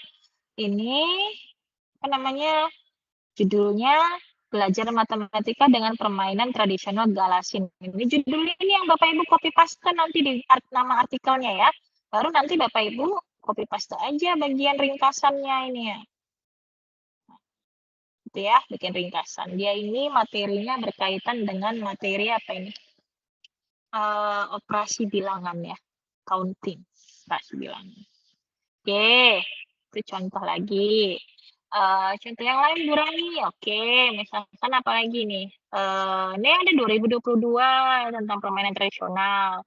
Lalu ini 2023 banyak Bapak Ibu. Ini contoh saja ya. Oke, nanti bisa disesuaikan. Lalu tadi kan ada materi pecahan. Nah, bisa juga kita pembelajaran matematika pada materi pecahan gitu. ada materi pecahan. Karena kan tadi pakai materi pecahan ya. Nah, di sini upaya meningkatkan hasil belajarnya 2018 jauhan. Misalkan ini jurnal pendidikan matematik ya. Ini misalkan, nah peningkatan hasil belajar materi pecahan itu kita buka. Jadi nanti Bapak Ibu tulis. Jadi ini judulnya di copy paste. Nah, di copy nanti ditulis di sini. Terlihat nggak Bapak Ibu? Terlihat ya. Iya. Jadi, jadi di sini. Nampak Word saya? Nampak ya? Lalu ini nama judulnya. Nama jurnalnya mana tadi Bu Rami? Sebentar, kita buka lagi. Nama jurnalnya ini Innopendas. Copy lagi. Balikkan lagi ke tugas 1. Nah, di sini. Cuman kan di sini ada nomor ininya ya. Nomor ini sampai sini aja di copy. Ada volumenya, ada nomornya, kapan terbitnya, tahunnya, semua di copy aja. Nah, nama penulisnya siapa? Balik lagi kita kemari. Dewi. Copy. Ya. Ctrl C. Copy paste. Kapan tahun terbitnya? Di sini kan nampak 2023. Tulis di sini. 2023. Rangkumannya, nggak usah capek-capek Bapak Ibu baca saja di abstrak. Tapi abstraknya bahasa Inggris ya. Tinggal di Indonesia kan saja ya Bapak Ibu ya. Google Translate juga boleh. DPL juga boleh. Ya jangan bahasa Inggris gini ya. Akan kita translate deh. Saya pakai translate yang ini Bapak Ibu. DPL. Bahasa translate-nya lebih bagus dibandingkan Google Translate. Tinggal kita translate aja. Nanti kan ada bahasa Indonesianya. Indonesianya tinggal kita copy paste. Nah, ini ya. Ini tinggal kita copy semuanya. Baru kita masukin lagi ke sini. Nah, tinggal dibagus-bagusin lah. Jangan sampai nanti jelek tampilannya ya. Maksudnya ini kan masih jelek ya. Dibagus-bagusin. Itu seterusnya ya Bapak Ibu untuk tugas 1. Nah, selagi saya masih bagus-bagusin gini, ada pertanyaan nggak kira-kira? Silahkan. Bisa dipahami nggak untuk tugas 1-nya? Bu, kalau misalkan untuk rumusan masalahnya itu cuma 1, bisa? Boleh, nggak apa-apa. Untuk sementara nggak apa-apa. Tapi kalau bisa minimal 2 ya. Jangan hanya hasil belajar atau Bu. Aktivitasnya juga dilihat. Minimal 2 deh. Jangan 1 kesekitan. Boleh ya? Jadi Iya, 1 Bu. aktivitas, 1 lagi hasil belajar. Kayaknya udah cukup lah itu. Yang lain? Silahkan. Assalamualaikum. Sambil saya coba. Bu. Ya, silahkan. Ya. Bu kan bilang Ya. tadi yang bisa pertamanya upaya meningkatkan. Bisa yang tidak bukan upaya pertama Bu, bisa penggunaan media gambar untuk meningkatkan hasil belajar siswa. Bisa begitu Bu? Boleh. Gitu juga boleh, nggak masalah. Nggak apa-apa. Iya. Ini peningkatan hasil belajar juga bisa. Nggak masalah. Ya. Itu standarnya saja. Tinggal di copy namanya. Pokoknya tugas Bapak Ibu dalam minggu ini copy paste baca. Supaya paham gitu ya. Kira-kira apa sih ini? Tapi ingat ya, yang terbaru ya 5 tahun terakhir. Oke. Yang lain silahkan sambil saya copy paste. Ini tahun terbitnya 2020. Jadi lebih gampang, lebih mudah baca bagian abstraknya saja. Ya. Bu, boleh nggak usah PTK? Saya mau bikinnya kualitatif aja gitu. Menjabarkan saja, nggak apa-apa, nggak ada masalah. Yang penting masih berkaitan dengan mata kuliah, masih berkaitan dengan program studi kita ya. Jangan pula nanti program studinya TGSD, tapi artikelnya yang lain gitu. Jangan sampai begitu. Ini coba saya Baca lagi misalkan, mana lagi ya yang bagus ya. Jadi bisa dilihat tahunnya dari sini ya, atau bisa dibuka duluan. Misalkan ini, upaya meningkatkan hasil belajar matematika. Yang menarik Bapak Ibu, tapi nggak usah dibuat SD apa namanya terlalu panjang gitu ya. Jangan panjang kali juga. Ini kita copy, kita masukin kemari. Ini sebentar aja nih Bapak Ibu, saya rasa 1 hari siap. Ya, ini kalau bingung copy aja semuanya. Untuk nama penulisnya, copy aja semuanya. Tinggal nanti dihapusin yang nomor-nomornya ya. Supaya nggak terlihat lebih bagus gitu.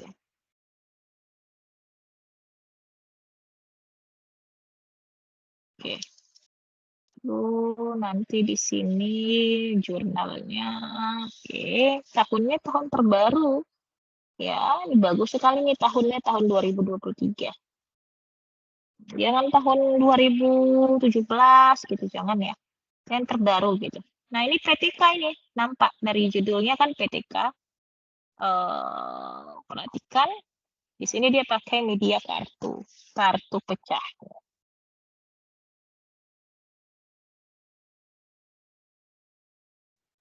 Nanti terusnya. Ini untuk artikel ya. Untuk artikel. Saya rasa kalau untuk artikel nggak terlalu sulit ya. Ya agak sedikit butuh effort nanti itu di buku. Ada pertanyaan lagi sebelum saya lanjut? Bagaimana kalau yang untuk buku?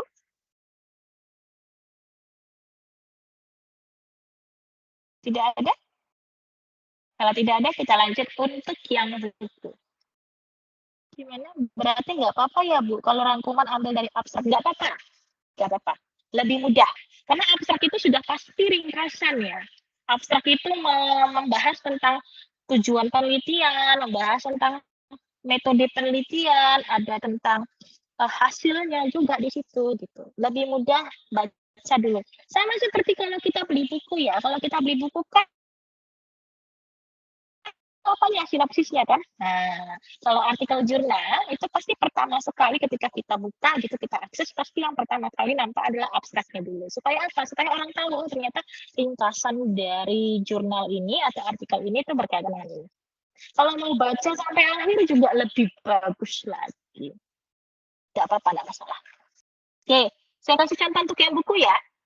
Nah, karena buku ini agak susah. Misalkan kita kan tadi tentang pembelajaran matematika ya. Bisa juga di sini belajar pembelajaran matematika pada materi pecahan. Tapi ganti di sini jangan jurnal tapi buku. Gitu. Supaya nanti keluarnya bentuknya PDF, buat di sini .pdf. Nah, apa di sini ya pembelajaran bilangan pecahan, misalkan atau ini mengenal pecahan dengan modul matematika. Mana ya buku misalkan misalkan pembelajaran matematika yang menyenangkan gitu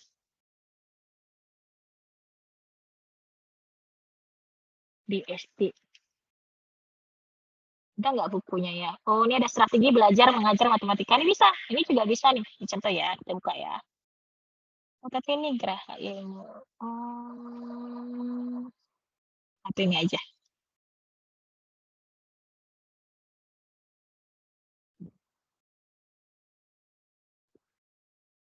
ini cari buku gampang bisa melalui sini bisa juga nanti melalui apa namanya Google Books ya.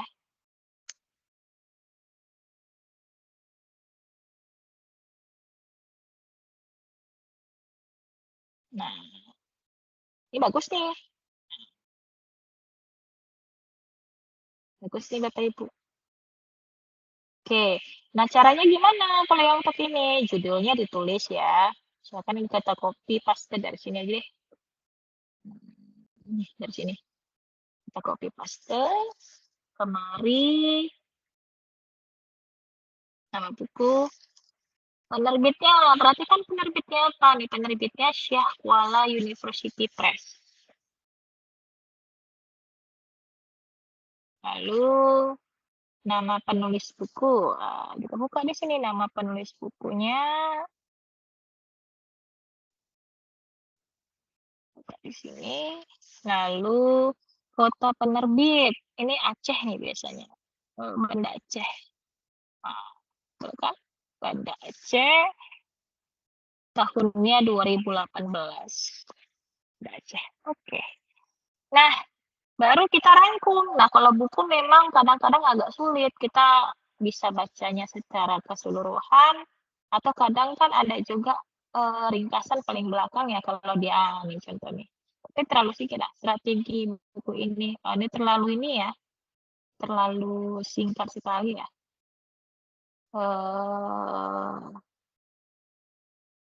Terlalu singkat. Bisa deh kita baca, kita ringkas sedikit. Apa sih tentang buku ini? Bisa dari apa yang kira-kira kita butuhkan gitu. Nah, kan kita ambil aja bahwa buku ini, misalkan gini, kita ambil aja ya, kita copy paste aja gitu ya. Ya, seperti itu ya. Oke. Kira-kira yang kita butuhkan apa gitu. Kita seperti itu. Dan seterusnya. Ya, untuk buku memang agak effort sedikit ya. Karena memang agak sulit. Kalau kita mau carinya di Google Books juga bisa. Di Google Books, Bapak Ibu tinggal buka Google Books. Ini ya, ini biasanya juga banyak sekali buku-buku di sini. Google Books. Kita buka saja nanti di sini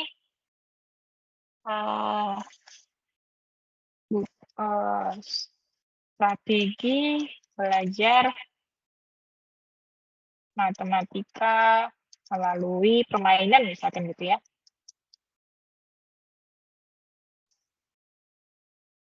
Nah, ini kan ada bukunya. Strategi pembelajaran Joyful Learning, misalkan begitu. Atau yang dia strategi belajar matematika gitu. Model pembelajaran mind mapping dan seterusnya. Biasanya kalau di Google Books ini kan dia ada ringkasannya juga. Kita coba ambil dari sini.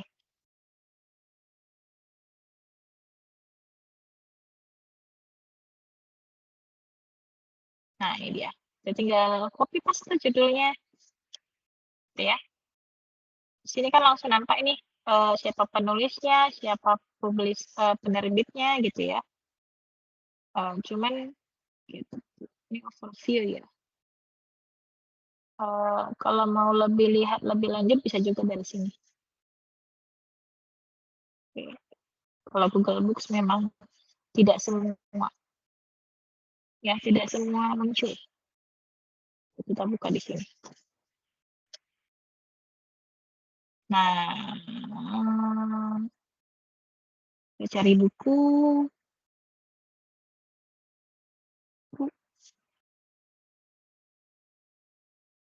Buku.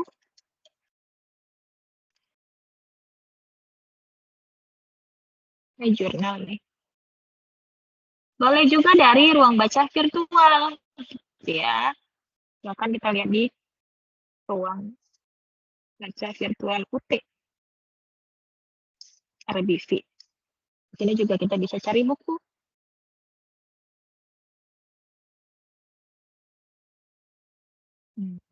Misalkan kita ambil dari FKIP ya. Misalkan kita mau apa di sini? Misalkan mau ambil tentang PTK. Nah, boleh. Sini ya, PTK. Get full text gitu. Nah, dapat deh bukunya. Oke, di login dulu ya. Nah, bisa dibaca-baca juga. Kira-kira di sini. Dia nggak bisa di-download kalau buku virtual ya. Kalau di RBV dia harus dibaca langsung dari sini. Apa sih yang dibutuhkan? Oh, karena kan kita artikel kita nanti tentang PTK kan. Jadi kita butuh namanya buku yang berkaitan dengan PTK. Nah, kita tulis. Nanti di sini buku tentang PTK gitu. Penelitian, tindakan kelas. Dan seterusnya. Nanti juga dirangkum di sini. Any questions? Ada pertanyaan untuk tugas 1 kira-kira? Silakan. Kita masih ada waktu sekitar 10 menit lagi. Silakan, Bapak Ibu. Masih adakah orangnya? Silakan. Masih, Bu. Ada pertanyaan untuk tugas 1. Tugas 1 itu kapan dikumpul, Bu Rami? Oke. Tugas 1 itu kita cek di e-learning ya. Tugas 1 itu dikumpul paling lama, buka dulu ya. Nah, Senin 24 Juni, Bu. Bentar lagi kurang nih ya. Berarti hari apa itu? Senin, berarti berapa hari lagi nih dari sekarang? Nah, berarti harus 3 skol nih. Ya, harus setelah selesai web harus langsung dikerjakan, enggak, jangan enggak dikerjakan. Ya, ini berarti bentar. Ups. 1, 2, 3, 4, 5, 6 hari lagi.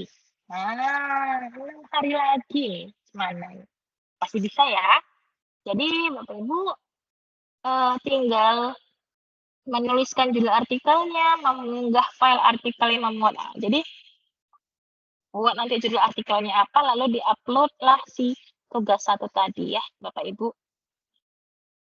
Oke, jadi masih ada waktunya selama 6 hari lagi. Oke. Itu untuk tugas 1. Jadi nanti tugas 1 diuploadnya di mana? Diuploadnya di aktivitas belajar 3, baru nanti di bagian sini, tugas 1. Diklik saja. Oke? Jadi Bu Rami, kami hanya mengerjakan tugas 1 yang ini saja, yes.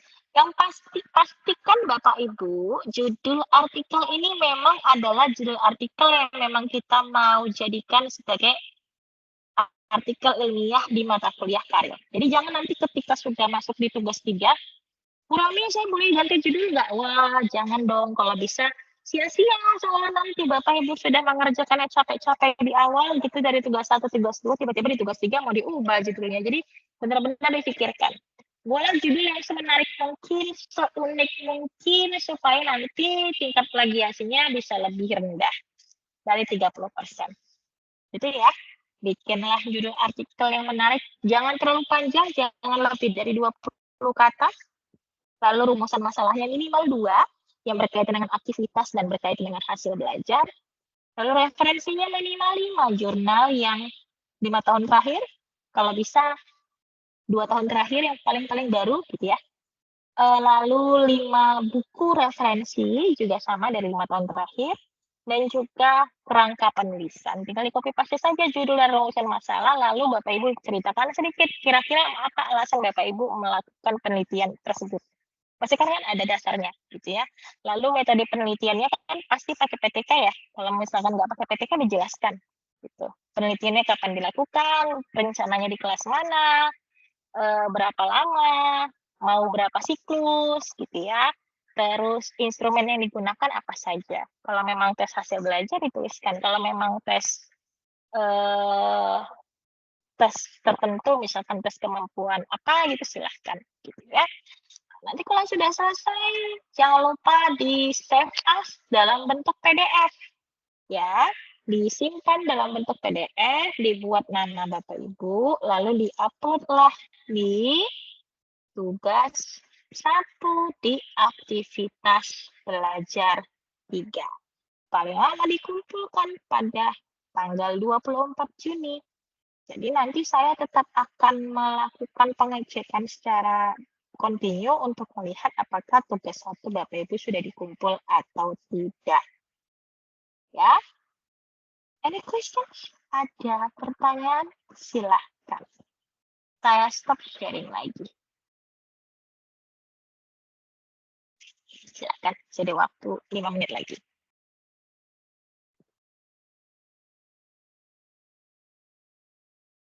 Ibu Dorce, Kilam Imo, apakah masih mengikuti? Masih Bu, Ibu masih. Hanifah, oke. Masih Bu. Ibu Hanifah Khairun Nisa, oke. Ibu Hanifah Khairun Nisa Lukman, apakah masih mengikuti? Bapak Nur Ahmadi, bagaimana? Ada pertanyaan? Bisa kira-kira diselesaikan paling lambat? Oh, batas terakhir kumpul 24 April. April ya? Sebentar, saya cek lagi. Juga agak lupa. Artinya memang 24 April. Sebentar. Oh, sorry, salah. 24 Juni, oh masih lama. 24 Juni ternyata. Nggak 6 hari. Ya, masih lama. 24 Juni lama ini ya. Terlalu lama ini. Tapi nggak apa-apa deh. Ya, tapi tetap dikumpul ya. Bapak Ibu, ingat bahwa apa namanya ya? Kalau saya bilang, kalau tugas 1 nggak terupload, Bapak Ibu nggak bisa buka tugas 2. Bapak Ibu nggak bisa buka tugas 3. Bapak Ibu nggak bisa buka tugas 4, dan seterusnya.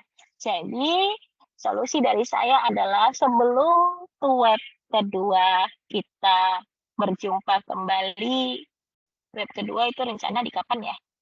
Bentar.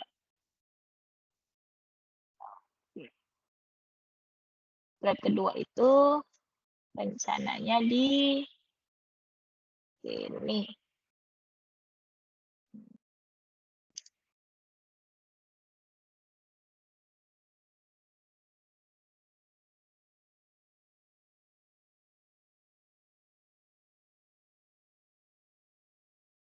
Apa upload sebelum waktunya boleh? Boleh lah, boleh Pak. Kalau mau konsultasi boleh Pak, silahkan.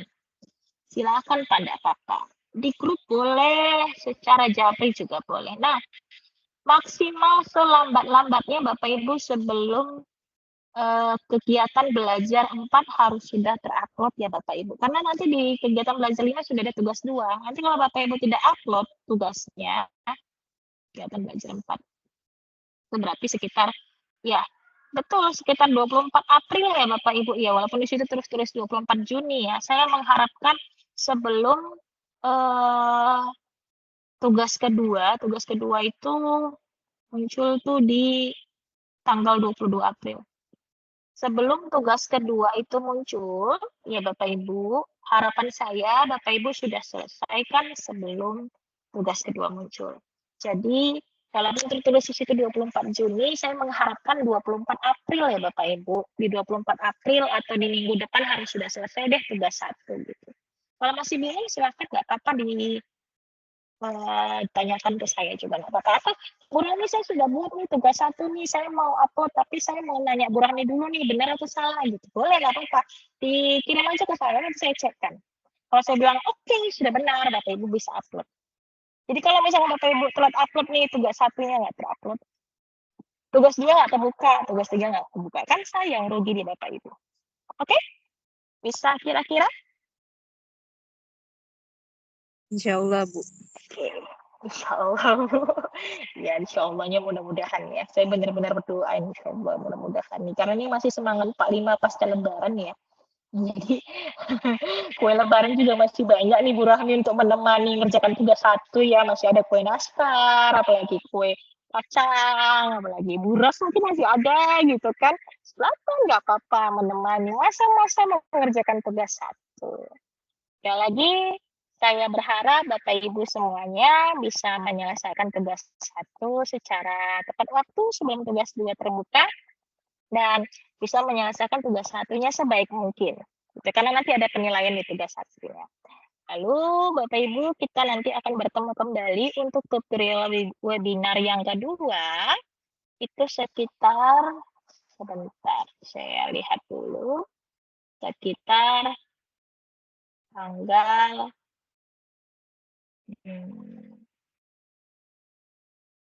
untuk web kedua ya. Untuk web kedua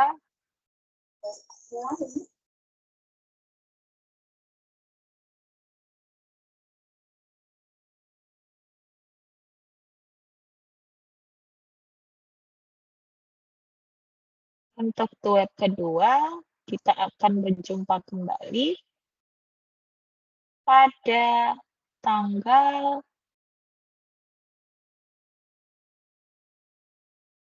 ini ya, lupa saya. Bukan 2 Mei, Bu? Ah iya, 2 Mei. Aduh, kok saya lupa ya. Terima kasih sudah mengingatkan. 2 Mei. Aduh, terlalu banyak ini yang dipikirkan. 2 Mei ya. Oke, di hari Kamis tanggal 2 Mei, insya Allah. Untuk waktunya, nyamankah di waktu 15.30 atau mau lebih cepat? Iya Bu, di waktu sore saja Bu kalau bisa. Oh, berarti nyaman di 15.30 ya?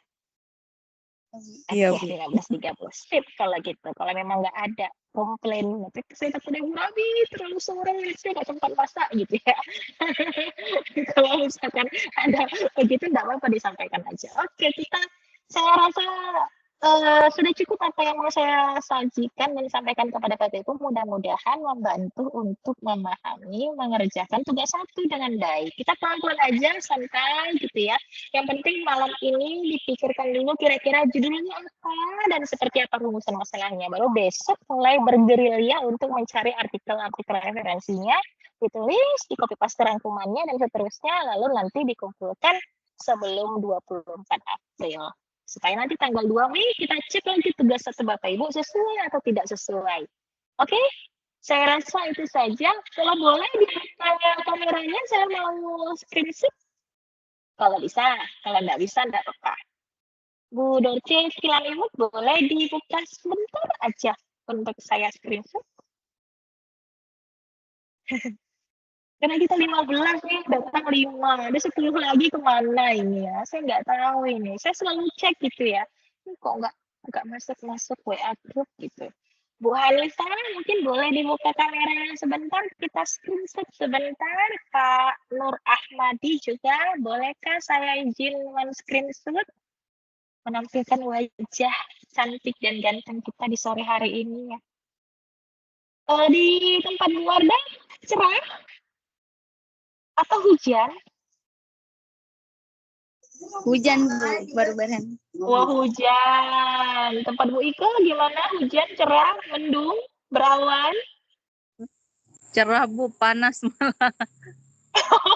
Panas. Iya, di Medan juga panas Bu ya. Oh, di sini udah pakai AC pun masih keringetan saya. Oke lah, baiklah kalau begitu mungkin Bu Dorce, Bu Hanifah, dan Pak Nur Ahmadi mungkin kesulitan membuka kamera, enggak apa-apa, tapi saya berharap nanti untuk pertemuan web yang berikutnya sebentar dibuka supaya nanti saya dapatkan dokumentasi yang agak lebih cantik nampak wajah kita ya. Oke, saya mulai screenshot 1, 2, 3, senyum terindah. Sadar. Oh, sebentar, salah tekan saya sebentar. Izin, saya ulang 1. Grogi saya lihat senyumnya Bu Ika nih, grogi saya 1, 2, 3. Oke, sekali lagi 1, 2, 3. Sebentar, kok nggak hilang 1, 2. Oke, sampai ketemu di tutorial berikutnya.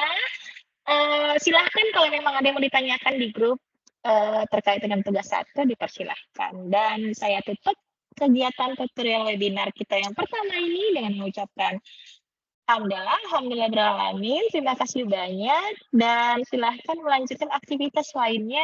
Sampai ketemu kembali, dan salam kepada keluarga kita yang ada di sana. Saya tutup. Assalamualaikum warahmatullahi wabarakatuh, dan salam sejahtera buat kita semuanya. Selamat sore Bapak Ibu semuanya. Terima kasih. Sehat-sehat selalu ya. Oke, thank you. Terima kasih. Mohon maaf, mohon izin.